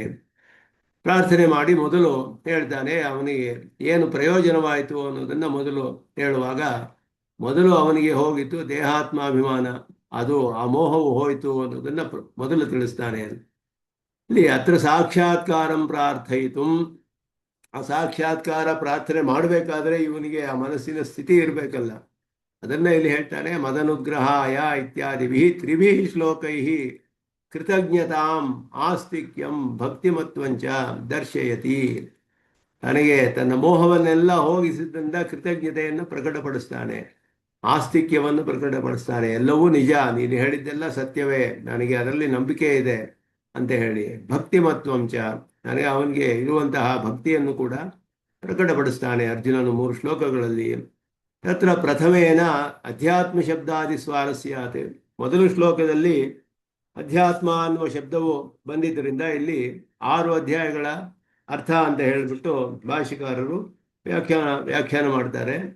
ಇದರಲ್ಲಿ ಮಾಡುವಾಗ ಅಧ್ಯಾತ್ಮ ಅನ್ನುವ ಶಬ್ದದಿಂದ ಆತ್ಮನ ವಿಷಯಕವಾದ ಮಾತುಗಳು ಅನ್ನೋದನ್ನ ಇಲ್ಲಿ ಹೇಳ್ತಾರೆ. ಭವಾಪ್ಯಯೌ ಇತ್ಯಾದೇಹೆ ಸಪ್ತಮಾದ್ಯರ್ಥಸ್ಯ, 6 ಶ್ಲೋಕಗಳು, 6 ಅಧ್ಯಾಯಗಳು. ಅದನ್ನ ಪೃಥಕ್ ವಚನ ಅಚ್ಚ ಭವಾಪ್ಯಯ ಹಿ ಭೂತಾನಾಂ ಅಂತ ಮುಂದಿನ ಶ್ಲೋಕದಲ್ಲಿ ಬರುತ್ತೆ. 7ನೇ ಅಧ್ಯಾಯದಿಂದ 12 ಅಧ್ಯಾಯದ ಅರ್ಥಗಳೆಲ್ಲ ಮುಂದಿನ ಶ್ಲೋಕದಲ್ಲಿ ಭವಾಪ್ಯಯೋ ಹಿ ಭೂತಾನಾಂ ಶ್ರುತೋ ವಿಸ್ತರ್ಶೋಮಯ ಅಂತ ಮುಂದೆ ಬರೋದರಿಂದ ಪೃಥಕ್ ವಚನ ಅಚ್ಚ ಆತ್ಮತತ್ವ ತದವಲೋಕನ ಉಪಾಯ ಶ್ರವಣ ತತ್ಫಲಾನುವಾದ ಕ್ರಿಯತೆ. ಆದ್ದರಿಂದ ಇದರಲ್ಲಿ ಹೇಳಿರುವಾಗ ಅಧ್ಯಾತ್ಮ ಅನ್ನುವ ಶಬ್ದದಿಂದ ಆತ್ಮತತ್ವವು, ಅದರ ಆತ್ಮಾವಲೋಕನ, ಅದರ ಉಪಾಯ, ಅದನ್ನೆಲ್ಲ ಇವನು ಕೇಳೋದನ್ನೆಲ್ಲ, ಶ್ರವಣ ಮಾಡಿದ್ನೆಲ್ಲ, ಅದರ ಫಲವನ್ನ ಅನುವಾದ ಮಾಡಿ ಹೇಳ್ತಾ ಇದ್ದಾನೆ. ಅದರ ಫಲವಾಗಿ ನನಗೆ ಮೋಹವೆಲ್ಲ ಹೋಯಿತು, ಆತ್ಮಾಭಿಮಾನ ರೂಪವಾದ ಮೋಹವು ಹೋಯಿತು ಅಂತ ಹೇಳಿಬಿಟ್ಟು ಈ ಅಧ್ಯಾತ್ಮ ಶಬ್ದ ಬಂದಿರೋದ್ರಿಂದ ಮೊದಲ ಶ್ಲೋಕಕ್ಕೆ 6 ಅಧ್ಯಾಯಗಳ ಸಂಗತಿಯನ್ನ, ಅದರಲ್ಲಿ ಅವನಿಗೆ ಉಂಟಾದ ಪ್ರಯೋಜನ, ಆತ್ಮತತ್ವದ ಜ್ಞಾನವು, ಆತ್ಮಾವಲೋಕನ ವಿಷಯವು, ಮತ್ತೆ ಅದಕ್ಕೆ ಉಪಾಯ, ಅದನ್ನೆಲ್ಲ ಅದರ ವಿಷಯವನ್ನು ಕೇಳಿದ್ದನ್ನ, ಅದರ ಫಲವನ್ನ ಇಲ್ಲಿ ಹೇಳ್ತಾ ಇದ್ದಾನೆ. ದೇಹಾತ್ಮಾಭಿಮಾನ ರೂಪವಾದದ್ದು ಹೋಯ್ತು ಅಂತ ಹೇಳಿ ಮೋಹ ವಿಗತಃ ಇತಿ ಅನಂತರಂ ಅಭಿಧಾನಾತ್. ಕಡೆಯಲ್ಲಿ ಹೇಳ್ತಾನೆ, ನನಗೆ ಮೋಹ ಎಲ್ಲ ಹೋಯ್ತಪ್ಪ, ನನಗೆ ಸ್ಮೃತಿರ್ಲಬ್ಧ ಅಂತ ಹೇಳಿ ಮೋಹವೆಲ್ಲ ಶಾಂತವಾಯಿತು, ಜ್ಞಾನ ಬಂತು ಅಂತ ಹೇಳೋದ್ರಿಂದ ಇಲ್ಲಿ ಹೇಳುವಾಗ ಮಚ್ಛಬ್ದೇನ ಮೋಹ ವಿಶಿಷ್ಟ ಸ್ವರೂಪಂ ವಿವಕ್ಷಿತಂ ಇತಿ ಮೋಹಿತಸ್ಯ ಇತ್ಯಂತ ಮುಕ್ತಂ. ಆ ಮೋಹದಿಂದ ಮೋಹಿತನಾದ ನನಗೆ ಅಂತ ಅರ್ಥ ಮಾಡ್ತಾರೆ ಇಲ್ಲಿ. ಅಲ್ಲಿ ನಷ್ಟೋ ಮೋಹ ಸ್ಮೃತಿರ್ಲಬ್ಧ ಅಂತ ಕಡೆಯಲ್ಲಿ ಬರುತ್ತೆ, ನಷ್ಟೋ ಮೋಹ ಸ್ಮೃತಿರ್ಲಬ್ಧ ಅಂತ ಹೇಳಿ ಅಲ್ಲಿ ಬರೀ ಮೋಹವು ಹೇಳಲ್ಪಟ್ಟಿದೆ. ಇಲ್ಲಿ ಮೋಹವನ್ನು ಉಳ್ಳ ಅರ್ಜುನನ ವಿಷಯವೂ ಹೇಳಲ್ಪಟ್ಟಿದೆ. ದೇಹಾತ್ಮಾಭಿಮಾನ ರೂಪ ಮೋಹೇನ ಮೋಹಿತಸ್ಯ ಅಂತ ವಿಶಿಷ್ಟವಾದ ಅರ್ಥವನ್ನೇ ಹೇಳಿದ್ರು. ಮೋಹೋಯಂ ವಿಗತಃ ಮಮ ಮೋಹ ಅಂತ ಹೇಳಿದ್ರಿಂದ ಇಂತಹ ಮೋಹ ಹೊಂದಿದ್ದ ನನಗೆ ಈ ಪ್ರಯೋಜನವಾಯಿತು ಅಂತ ಇಲ್ಲಿ ವಿಶಿಷ್ಟವಾದ ರೂಪ, ವಿಶಿಷ್ಟ ಸ್ವರೂಪಂ ವಿವಕ್ಷಿತಂ ಅನ್ನೋದ್ರಿಂದ ಮೋಹಿತಸ್ಯ ಮಮ ಅಂತ ಹೇಳಿಬಿಟ್ಟು ಹೇಳ್ತಾರೆ. ಮದನುಗ್ರಹ ಇತ್ಯಾನೇನ ನಹಿ ಅನ್ಯತ್ತೇನ ಅನವಾಪ್ತಂ ಅವಾಪ್ತವ್ಯಮಸ್ತಿ ಇತ್ಯಭಿಪ್ರೇತಮಃ ಮಮ ಅನುಗ್ರಹಾಯೈಕ ಪ್ರಯೋಜನಾಯ. ಮದನುಗ್ರಹಾಯ ಅಂತ ಹೇಳಿದಾಗ ಪರಮಾತ್ಮನಿಗೆ ಉಪದೇಶದಿಂದ ಪಡೆದುಕೊಳ್ಬೇಕಾದೇನು ಇಲ್ಲ ಹೊಸದಾಗಿ. ಉಪದೇಶ ಮಾಡಿ ಅವನು ಏನು ಪಡೆದುಕೊಳ್ಬೇಕಾಗಿತ್ತು ಅಂತ ಹೇಳಿದ್ರೆ ಅನವಾಪ್ತವಾದಾದ್ರೂ ಅವಾಪ್ತವ್ಯ ಇತ್ತೇ ಅವನಿಗೆ. ಇದುವರೆಗೂ ಪಡೆದೇ ಇರುವಂತಹ ಏನಾದರೂ ಒಂದು ಪಡೆದುಕೊಂಡೇ ಆಗಲಿ ಉಪದೇಶ ಮಾಡಿ, ಹಾಗೇನೂ ಇಲ್ಲ. ಇವನನ್ನು ಅನುಗ್ರಹ ಮಾಡುವುದಕ್ಕೆ ಅದುವೇ ಪ್ರಯೋಜನ. ಆ ಒಂದು ದೃಷ್ಟಿಯಿಂದಲೇ ಮಮ ಅನುಗ್ರಹೈಕ ಪ್ರಯೋಜನಾಯ ಅಂತ ಇಲ್ಲಿ ಯುದ್ಧ ಪ್ರೋತ್ಸಾಹನ ಮಾತ್ರ ಶಂಕಾಪಿ ಅನೇ ನಿರಸ್ತ. ಅದರಿಂದ ಇಲ್ಲಿ ಮಾಡಿರೋ ಉಪದೇಶ ಬರೀ ಯುದ್ಧ ಪ್ರೋತ್ಸಾಹನಕ್ಕೋಸ್ಕರ ಅಲ್ಲ. ಯುದ್ಧ ಪ್ರೋತ್ಸಾಹನದಿಂದ ಏನು ಮಾಡಬೇಕು ಅಂದರೆ ಇವನಿಗೆ ಅನುಗ್ರಹ ಮಾಡಬೇಕು ಅನ್ನೋ ದೃಷ್ಟಿಯಿಂದಲೇ ಉಪದೇಶವನ್ನೆಲ್ಲ ಮಾಡಿದ್ದಾನೆ ಅನ್ನೋದನ್ನ ಇಲ್ಲಿ ಬರೀ ಯುದ್ಧ ಪ್ರೋತ್ಸಾಹನ ಮಾತ್ರವೇ ಇದಕ್ಕೆ ಕಾರಣ ಅನ್ನೋದು ಅರ್ಥವಲ್ಲ. ಇವನಿಗೆ ಅನುಗ್ರಹ ಮಾಡುವುದಕ್ಕೋಸ್ಕರ ಆತ್ಮಜ್ಞಾನವನ್ನು ಉಪದೇಶ ಮಾಡಿದ್ದು.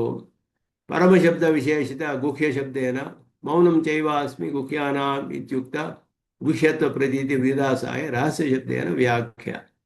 ಇಲ್ಲಿ ಹೇಳುವಾಗ ಗುಹ್ಯ ಅಂತ ಹೇಳಿದ್ರೆ ಯಾವುದನ್ನು ರಕ್ಷಣೆ ಮಾಡಬೇಕೋ ಅಂಥದ ವಿಷಯದಲ್ಲಿ ಮೌನವಾಗಿರ್ಬೇಕು ಅಂತ ಹೇಳಲ್ಪಟ್ಟಿತ್ತು. ಅದಕ್ಕೆ ಅಲ್ಲಿಯೂ ಕೂಡ ವ್ಯಾಖ್ಯಾನ ಮಾಡಿದ್ರು ಅಷಟ್ಕರಣವಾಗಿ ಅಂತ ಹೇಳಿ. ಇಲ್ಲಿಯೂ ಅಷಟ್ಕರಣವಾಗಿ ಉಪದೇಶ ಮಾಡಿರೋದು.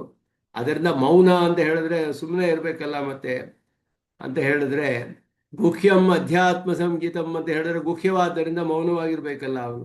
ಮೌನಂ ಚೈವಾಸ್ಮಿ ಗುಹ್ಯಾನಾಮ್ ಅಂತ ಹೇಳಿದ್ರೆ ಮೌನವಾಗಿರ್ಬೇಕಲ್ಲ ಅಂದ್ರೆ ಹಾಗಲ್ಲ. ಇದು ರಹಸ್ಯವಾದದ್ದು, ಅಷಟ್ಕರಣವಾಗಿ ಉಪದೇಶ ಮಾಡಬೇಕು. ಇದನ್ನ ಪ್ರಯತ್ನ ಪಟ್ಟು ರಕ್ಷಣೆ ಮಾಡಲ್ಪಡಬೇಕಾದ್ದು ಅನ್ನೋದ್ರಿಂದ ಆ ದೃಷ್ಟಿಯಿಂದ ರಕ್ಷಣೆ ಯಾವುದನ್ನು ರಕ್ಷಿಸಬೇಕೋ ಅದನ್ನು ರಕ್ಷಣೆ ಮಾಡುವುದಕ್ಕೆ ಮಾಡುವಂತಹ ಮೌನ, ಅದುವೇ ಅಲ್ಲಿ ಮೌನ ಅಂತ ಹೇಳಿದೆ ಹೊರತು ಏನು ಮಾತಾಡದೆ ಇರೋದು ಅನ್ನೋದು ಅರ್ಥವಲ್ಲ. ಅಲ್ಲಿಯೂ ಅದನ್ನ ಅರ್ಥ ಮಾಡಿದ್ರು ಆ ಶ್ಲೋಕದಲ್ಲಿಯೂ ಕೂಡ. ರಹಸ್ಯ ಅಂತ ಇಲ್ಲಿ ಸ್ಪಷ್ಟವಾಗಿ ಹೇಳ್ತಾರೆ. ಗುಹ್ಯ ಅಂತ ಹೇಳಿದ್ರೆ ರಹಸ್ಯವಾದದ್ದು, ಅಷಟ್ಕರಣವಾಗಿ ಉಪದೇಶ ಮಾಡಲ್ಪಡಬೇಕಾದ್ದು ಅನ್ನೋದನ್ನು. ಗುಹ್ಯತಮ ಭಕ್ತಿಯೋಗ ಶೇಷತ್ವಾತ್ ಪರಮತ್ವ ವಿಶೇಷಣಂ ಇತಿ ಆವೃತ್ಯ ಪರಮಶಬ್ದ ಪಾಠೇನ ಸೂಚಿತಂ. ಪರಮ ಅಂತ ಹೇಳುವಾಗ ಇಲ್ಲಿ ಗುಹ್ಯತಮವಾದದ್ದು, ಇದು ಗುಹ್ಯವಾದದ್ದು. ಗುಹ್ಯಂ ಅಧ್ಯಾತ್ಮ ಸಂಗೀತಂ. ಇನ್ನು ಮುಂದೆ ಬರೋದು ಅಲ್ಲಿ ಅದಾದ ಮೇಲೆ ಹೇಳಿರೋದು 7ನೇ ಅಧ್ಯಾಯದ ಮೇಲೆ ಗುಹ್ಯತಮವಾದದ್ದ ಭಕ್ತಿಯೋಗಕ್ಕೆ ಇದು ಶೇಷಭೂತವಾಗಿದೆ. ಅಂದ್ರೆ ಇಲ್ಲಿ ಪರಮಂ ಗುಹ್ಯಂ ಪರಮಂ ರಹಸ್ಯಂ ಅಧ್ಯಾತ್ಮ ಸಂಗೀತಂ ಅಂತ ಹೇಳಿರೋದ್ರಿಂದ ಇಲ್ಲಿ ಅದಕ್ಕೆ ಹೇಳ್ತಾರೆ ಗುಹ್ಯತಮವಾದ ಭಕ್ತಿಯೋಗಕ್ಕೆ ಶೇಷವಾಗಿದ್ದು ಆತ್ಮಜ್ಞಾನ. ಆತ್ಮಜ್ಞಾನ ಪೂರ್ವಕವಾಗಿ ಭಕ್ತಿಯೋಗ ಮಾಡೋಕ್ಕೆ ಸಾಧ್ಯ. ಆದ್ದರಿಂದ 6 ಅಧ್ಯಾಯಗಳಲ್ಲಿ ಆತ್ಮಾವಲೋಕನ ವಿಷಯವನ್ನು ಉಪದೇಶ ಮಾಡಿ ಮುಂದಿನ 6, 7ರಿಂದ 12ರವರೆಗೂ ಭಕ್ತಿಯೋಗವು ಉಪದೇಶ ಮಾಡಲ್ಪಟ್ಟಿತು. ಕರ್ಮಯೋಗ ಜ್ಞಾನಯೋಗಗಳು ಅಂಗ ಭಕ್ತಿಯೋಗಕ್ಕೆ. ಆದ್ದರಿಂದ ಭಕ್ತಿಯೋಗವು ಗುಹ್ಯತಮವಾದದ್ದು. ಗುಹ್ಯತಮವಾದ ಭಕ್ತಿಯೋಗಕ್ಕೆ ಇದು ಶೇಷವಾಗಿದೆ. ಶೇಷತ್ವಾತ್ ಪರಮತ್ವ ವಿಶೇಷಣಂ. ಆದ್ದರಿಂದಲೇ ಇದಕ್ಕೆ ಪರಮತ್ವ ಅಂತ ಹೇಳಲ್ಪಟ್ಟಿದೆಯೇ ಹೊರತು ಇದೇ ಗುಹ್ಯತಮ ಅಂತ ಅರ್ಥವಲ್ಲ. ಅದಕ್ಕೆ ಶೇಷವಾದ್ದರಿಂದ ಪರಮಂ ಅಂತ ಇಲ್ಲಿ ಹೇಳಲ್ಪಟ್ಟಿದೆ. ಆತ್ಮನಿ ಪ್ರತಿಪಾದಕತ್ವೇನ ಅಧಿವಸನಾತ್ ವಚಸಃ ಅಧ್ಯಾತ್ಮತ್ವಂ ಇತಿ ಅಭಿಪ್ರೇತ್ಯ ಆತ್ಮನಿ ವಕ್ತವ್ಯಂ ಇದೆ. ಆತ್ಮನಿ ಅಧ್ಯಾತ್ಮ ಶಬ್ದಕ್ಕೆ ಇಲ್ಲಿ ನಿರುಕ್ತಿಯನ್ನೇ ಹೇಳ್ತಾರೆ ಸ್ವಾಮಿ ದೇಶಿಕನ್, ಸ್ಪಷ್ಟವಾಗಿ ವಿಸ್ತಾರವಾಗಿ ಹೇಳ್ತಾರೆ. ಭಾಷಿಕಾರರು ಆತ್ಮನಿ ವಕ್ತವ್ಯಂ ಅಂತ ಹೇಳಿ ಆತ್ಮನ ವಿಷಯದಲ್ಲಿ ಹೇಳಬೇಕಾದ ಮಾತುಗಳು, ಆತ್ಮನಿ ವಕ್ತವ್ಯಂ ವಚಃ ಅಂತ ಹೇಳಿ ಇದುವೇ ಅಧ್ಯಾತ್ಮ ಶಬ್ದಕ್ಕೆ ಆತ್ಮನಿ ವಕ್ತವ್ಯಂ ವಚಃ, ಆತ್ಮನ ವಿಷಯದಲ್ಲಿ ಹೇಳಬೇಕಾದಂಥ ಮಾತುಗಳು, ವಾಕ್ಯಗಳು ಅಂತ ಹೇಳಿದ್ರು. ಅದಕ್ಕೆ ಇನ್ನೊಂದು ಸ್ವಲ್ಪ ಸ್ಪಷ್ಟವಾಗಿ ನಿರುಕ್ತಿಯನ್ನು ಹೇಳ್ತಾರೆ. ಆತ್ಮನಿ ವಕ್ತವ್ಯಂ ಅಂದ್ರೆ ಆತ್ಮನಲ್ಲಿ ಹೇಳಬೇಕಾದ ಮಾತು ಅಂದ್ರೆ ಏನು? ಆತ್ಮನ ವಿಷಯದಲ್ಲಿ ಪ್ರತಿಪಾದನೆ ಮಾಡುವುದಕ್ಕೋಸ್ಕರ ಹೇಳುವಂತಹ ಮಾತುಗಳು ಅಂತ ಅರ್ಥ. ಪ್ರತಿಪಾದಕತ್ವೇನ ಅಧಿವಸನಾತ್. ಅಧಿವಸನ ಅಂದ್ರೆ ಇರುವುದು ಅಂತ ಅರ್ಥ. ಪ್ರತಿಪಾದನೆ ಮಾಡುವುದಾಗಿ ಇದೆ, ಆತ್ಮ ವಿಷಯವನ್ನು ಪ್ರತಿಪಾದನೆ ಮಾಡುವುದಾಗಿ ಇರುವಂತಹ ಮಾತುಗಳು ಅಂತ ಅರ್ಥ. ಇದಕ್ಕೆ ಇದು ಸ್ಪಷ್ಟ ಮಾಡಿಸ್ತಾರೆ.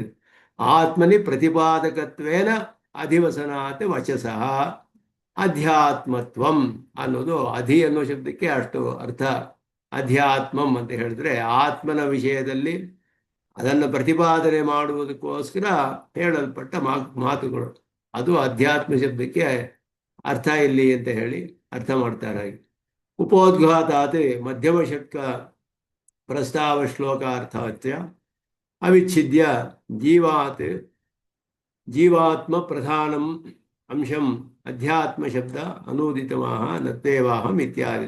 ಇಲ್ಲಿ ಉಪೋದ್ಘಾತವಾದ್ದರಿಂದ ಮಧ್ಯಮ ಷಟ್ಕಕ್ಕೆ ಪ್ರಸ್ತಾವ ಶ್ಲೋಕಾರ್ಥಾಚ ಅವಚ್ಛಿದ್ಯ ಅಂದರೆ ಎರಡನ್ನೂ ಹಿಂದಿನ 6 ಅಧ್ಯಾಯಗಳಿಗೆ ಮೊದಲ 6 ಅಧ್ಯಾಯಗಳಿಗೆ ಬರಬೇಕಾದ್ದು.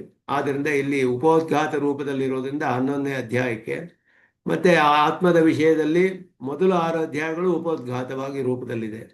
ಆದ್ದರಿಂದ ಇಲ್ಲಿ ಭಕ್ತಿಯೋಗವು 2ನೇ ಮಧ್ಯಮ ಷಟ್ಕದಲ್ಲಿ ಬಂದಿದೆ. ಆದ್ದರಿಂದ ಅದೆರಡನ್ನು ಬೇರ್ಪಡಿಸಿ ಮೊದಲ 6 ಅಧ್ಯಾಯಗಳು, 6 ಅಧ್ಯಾಯಗಳು ಅದೆರಡನ್ನು ಬೇರ್ಪಡಿಸಿ ಜೀವಾತ್ಮ ಪ್ರಧಾನಂ ಅಂಶಂ, ಜೀವಾತ್ಮ ಪ್ರಧಾನವಾದ ಅಂಶವನ್ನು ಅಧ್ಯಾತ್ಮ ಶಬ್ದ ಅನೂದಿತಂ, ಅಧ್ಯಾತ್ಮ ಶಬ್ದದಿಂದ ಅನುವಾದ ಮಾಡಲ್ಪಟ್ಟಿದೆ. ಜೀವಾತ್ಮನ ಪ್ರಧಾನವಾದ ಅಂಶವು ಮೊದಲು ಹೇಳಲ್ಪಟ್ಟಿರೋದ್ರಿಂದ ಅದನ್ನ ಇಲ್ಲಿ ಅಧ್ಯಾತ್ಮ ವಿಷಯದಲ್ಲಿ ಹೇಳ್ತಾರೆ. ಅಧ್ಯಾತ್ಮ ಶಬ್ದಕ್ಕೆ ಅಧ್ಯಾತ್ಮ ಸಂಗೀತಂ ಇತ್ಯೇತದನುಸಾರಾತ್ ಅಯಮಿತಿ ಅಪರೋಕ್ಷ ನಿರ್ದೇಶ ಅಭಿಪ್ರೇತು ಮಮ ಆತ್ಮ ವಿಷಯ ಐತಿ ಅಂತ ಹೇಳು. ಮೋಹೋಯಂ ವಿಗತೋ ಮಮ ಅಯಂ ಮೋಹ ವಿಗತಃ ಅಂತ ಹೇಳಿ ಈ ಮೋಹವು ಈ ಮೋಹವು ಅಂತ ಹೇಳಿರೋದ್ರಿಂದ ಅಲ್ಲಿ ಅಪರೋಕ್ಷ ನಿರ್ದೇಶ ಇದೆ.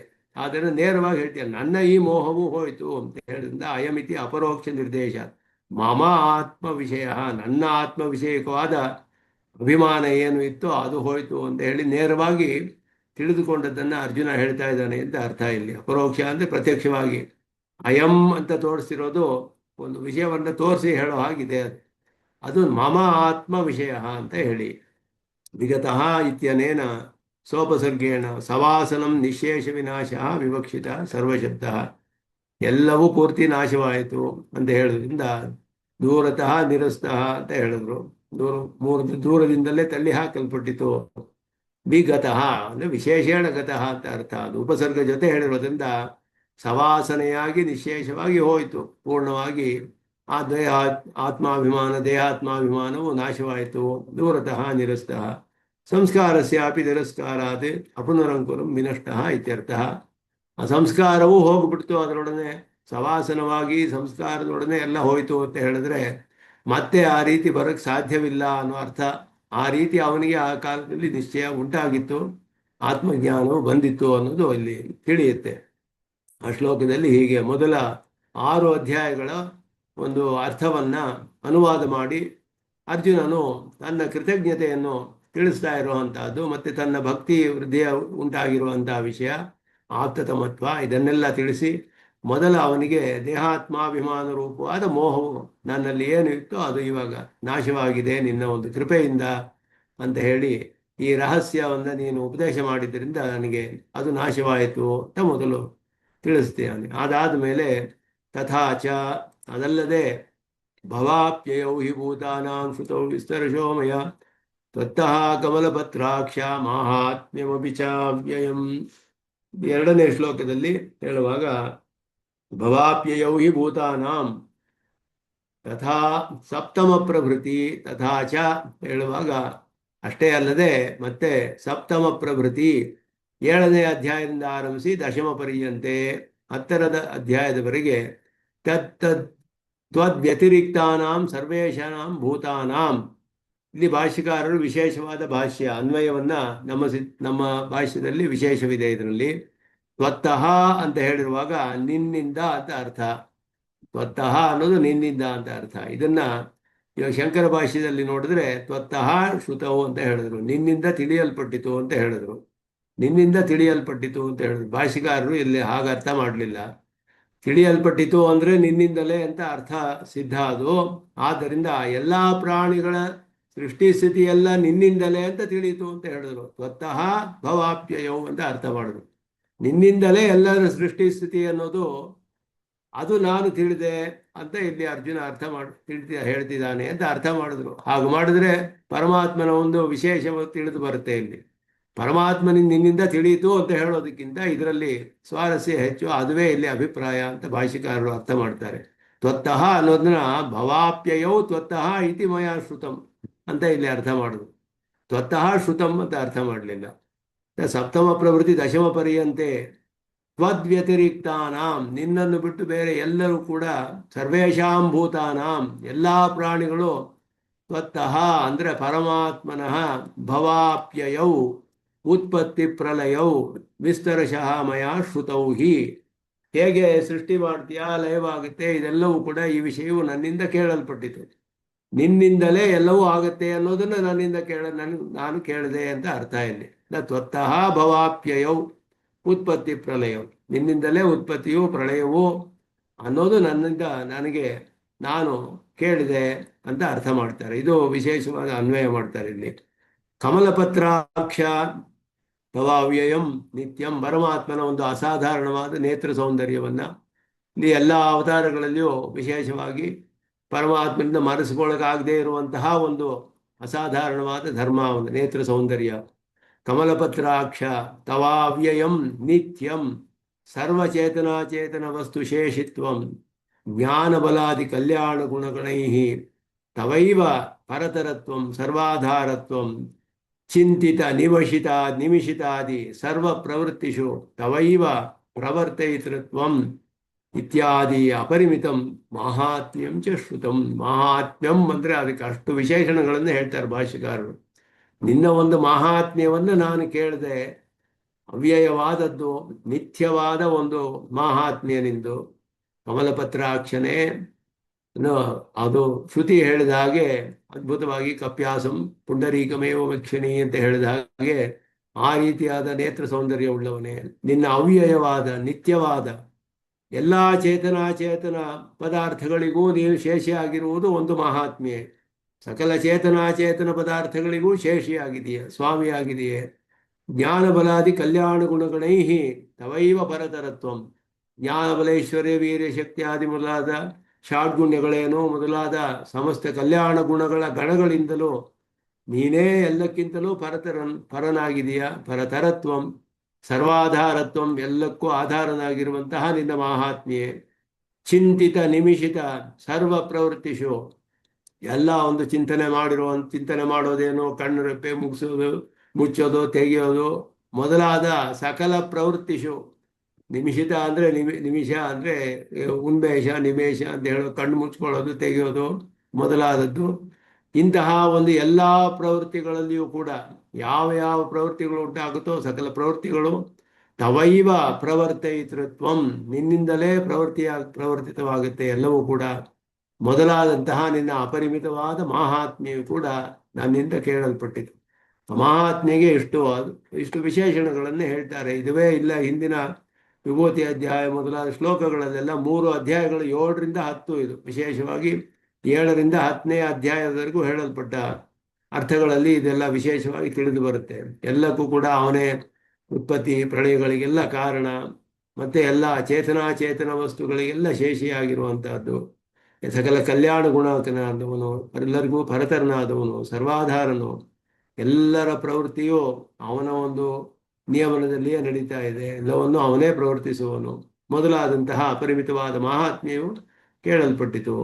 ಈ ಶಬ್ದ ವಕ್ಷ್ಯಮಾಣ ದಿದೃಕ್ಷಾ ದ್ಯೋತನಾರ್ಥ, ಕೇಳಲ್ಪಟ್ಟಿತಲ್ಲ ಅಂತ ಇಲ್ಲಿ ಹೇಳ್ತಾನೆ. ಹಿ ಅಂತ ಹೇಳೋದು ಮುಂದೆ ನಾನು ಹೇಳಲ್ಪಡುವಂತಹ ನಿನ್ನನ್ನು ಸಾಕ್ಷಾತ್ಕಾರ ಮಾಡ್ಕೊಳ್ಬೇಕು ಅನ್ನೋದು ತಿಳಿಸುತ್ತೆ. ಭವಾಪ್ಯಯೋ ಹಿ ಭೂತಾನಾಂ ಶ್ರುತೋ ವಿಸ್ತರ ಶೋಮಯ ಅಂದರೆ ಅದನ್ನು ನಾನು ಕೇಳಿದ್ದನ್ನ ಇವಾಗ ನೋಡಬೇಕು ಅನ್ನೋ ಅರ್ಥ ಬರುತ್ತೆ ಅಲ್ಲಿ. ಸ್ವತಃ ಭವಾಪ್ಯಯೋ ಹಿ, ನಿನ್ನಿಂದ ತಾನೇ ಎಲ್ಲ ಸೃಷ್ಟಿ ಸ್ಥಿತಿ ಲಯ ಎಲ್ಲವೂ ಕೂಡ. ಅಂತಹ ಮಹಾತ್ಮೆಯು ಕೂಡ ನನ್ನಿಂದ ಕೇಳಲ್ಪಟ್ಟಿವು. ಎಲ್ಲ ಸೃಷ್ಟಿ ಸ್ಥಿತಿಗಳೆಲ್ಲ ನಿನ್ನಿಂದಲೇ ಅಂತ ಕೇಳಲ್ಪಟ್ಟಿತು ವಿಸ್ತಾರವಾಗಿ. ಮತ್ತೆ ನಿನ್ನ ಮಹಾತ್ಮ್ಯವು ಕೂಡ ಕೇಳಲ್ಪಟ್ಟಿತು, ಅಸಾಧಾರಣವಾದ ಮಹಾತ್ಮ್ಯ. ಭವಾಪ್ಯಯೌ ಹಿ ಇತ್ಯಾದೇಹೇ ಪ್ರಕೃತ ಹೇಯತ್ವರ್ಥತ್ವ ವಿದಾಸೇನ ಪೃಥಗರ್ಥತ್ವ ವ್ಯಂಜನಾಯ ತಥಾ ಹಿ ಅಂತ ಹೇಳಿ. ಹೇಯತ್ವ ಅರ್ಥವಿಲ್ಲ. ಭವಾಪ್ಯಯೌ ಹಿ ಅಂದರೆ ಎಲ್ಲವೂ ಉಂಟಾಗುವುದು, ಲಯವಾಗುವುದು ಮೊದಲಾದದೆಲ್ಲ ಇಲ್ಲಿ ಹೇಯವಾಗಿರೋ ಹಾಗೆ ಅರ್ಥ ಬರೋ ಹಾಗಿದೆಯಲ್ಲ ಅಂತ ಹೇಳಿದ್ರೆ ಆ ರೀತಿ ಅಲ್ಲ. ಭವಾಪ್ಯಯೌ ಹಿ ಅಂತ ಹೇಳಿದ್ರೆ ಭವ ಅಪ್ಯಯ ಅಂದರೆ ಉತ್ಪತ್ತಿ ಪ್ರಳಯ ಅನ್ನುವ ಅರ್ಥವನ್ನೇ ಹೇಳಿದ್ರು. ಉತ್ಪತ್ತಿ ಪ್ರಳಯಗಳು ಸಪ್ತಮ ಪ್ರಭೃತಿ ದಶಮ ಪರ್ಯಂತಂ ಅಂತ ಹೇಳಿಬಿಟ್ಟು 7ರಿಂದ 10ರವರೆಗೂ ಅಂತ ಹೇಳಿ ಭಾಷ್ಯಕಾರ ಸ್ವಾನುಸಂಹಿತ ಅಧ್ಯಾಯೋಕ್ತಿಯ ತತ್ರತ್ಯ ವಚನಂ ಉಪಲಕ್ಷ್ಯಯತಿ.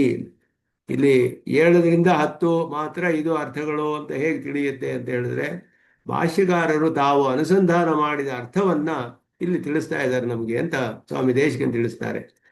ಸ್ವಾನುಸಂಹಿತ ಅಧ್ಯಾಯೋಕ್ತಿಯ, ತಾವು ಹೇಳಿರುವಂತಹ ಈ ಅಧ್ಯಾಯಗಳಿಂದ ಹೇಳಿರುವುದರಿಂದ ಸಪ್ತಮ ಪ್ರವೃತ್ತಿ ದಶಮ ಪರ್ಯಂತೆ ಅಂತ ಹೇಳಿರೋದು ಭಾಷ್ಯಕಾರರ ವಾಕ್ಯ. ಅವರು ಈ ಅಧ್ಯಾಯಗಳನ್ನು ತಿಳಿಸಿರೋದು ಹೇಗೆ ಅಂತ ಹೇಳಿದ್ರೆ ತಮಗೆ ತಿಳಿದು ಬಂದಂತಹ ಅರ್ಥವನ್ನ ಇಲ್ಲಿ ಅನುಸಂಧಾನ ಮಾಡ್ತಾರೆ. ತತ್ರತ್ಯ ವಚನಂ ಉಪಲಕ್ಷ್ಯಯತಿ, ಅಲ್ಲಿರುವ ಮಾತುಗಳನ್ನೆಲ್ಲ, ಅಲ್ಲಿ ಬರುವ ಶ್ಲೋಕಗಳನ್ನೆಲ್ಲ ಇಲ್ಲಿ ಈ 3 ಅಧ್ಯಾಯಗಳಲ್ಲಿ ಇದು ಬಂದಿದೆ ಅನ್ನೋ ಅರ್ಥವನ್ನು ತಿಳಿಸ್ತಾ ಇದ್ದಾರೆ. ಬಹುವಚನ ಅಸಂಕೋಚ ಸೂಚಿತಂ ಅಹಂ ಕೃಷ್ಣಸ್ಯ ಇತ್ಯಾದಿನ ತದ್ವ್ಯತಿರಿಕ್ತಾನಾಂ ಅಂತ ಹೇಳಿ ಅಹಂ ಕೃಷ್ಣಸ್ಯ ಜಗತಃ ಅಂತ ಹೇಳಿದ್ರಿಂದ ಪ್ರಭವ ಪ್ರಳಯಸ್ತಥ ಅಂತ ಹೇಳಿದ ಅರ್ಥಗಳನ್ನೆಲ್ಲ ಇಲ್ಲಿ ಎಲ್ಲವೂ ಕೂಡ ಎಲ್ಲ ಪ್ರಾಣಿಗಳ ಅಂತ ಸರ್ವೇಷಾಂ ಭೂತಾನ ಅಂತ ಅರ್ಥ.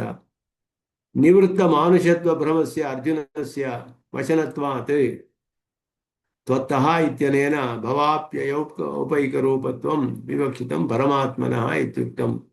ಈಗ ಅರ್ಜುನನಿಗೆ ಈ ಸಮಯದಲ್ಲಿ ಕೃಷ್ಣ ಸಾಮಾನ್ಯ ಮನುಷ್ಯನಲ್ಲ ಅಂತ ತಿಳಿದಿತ್ತು ಅವನಿಗೆ.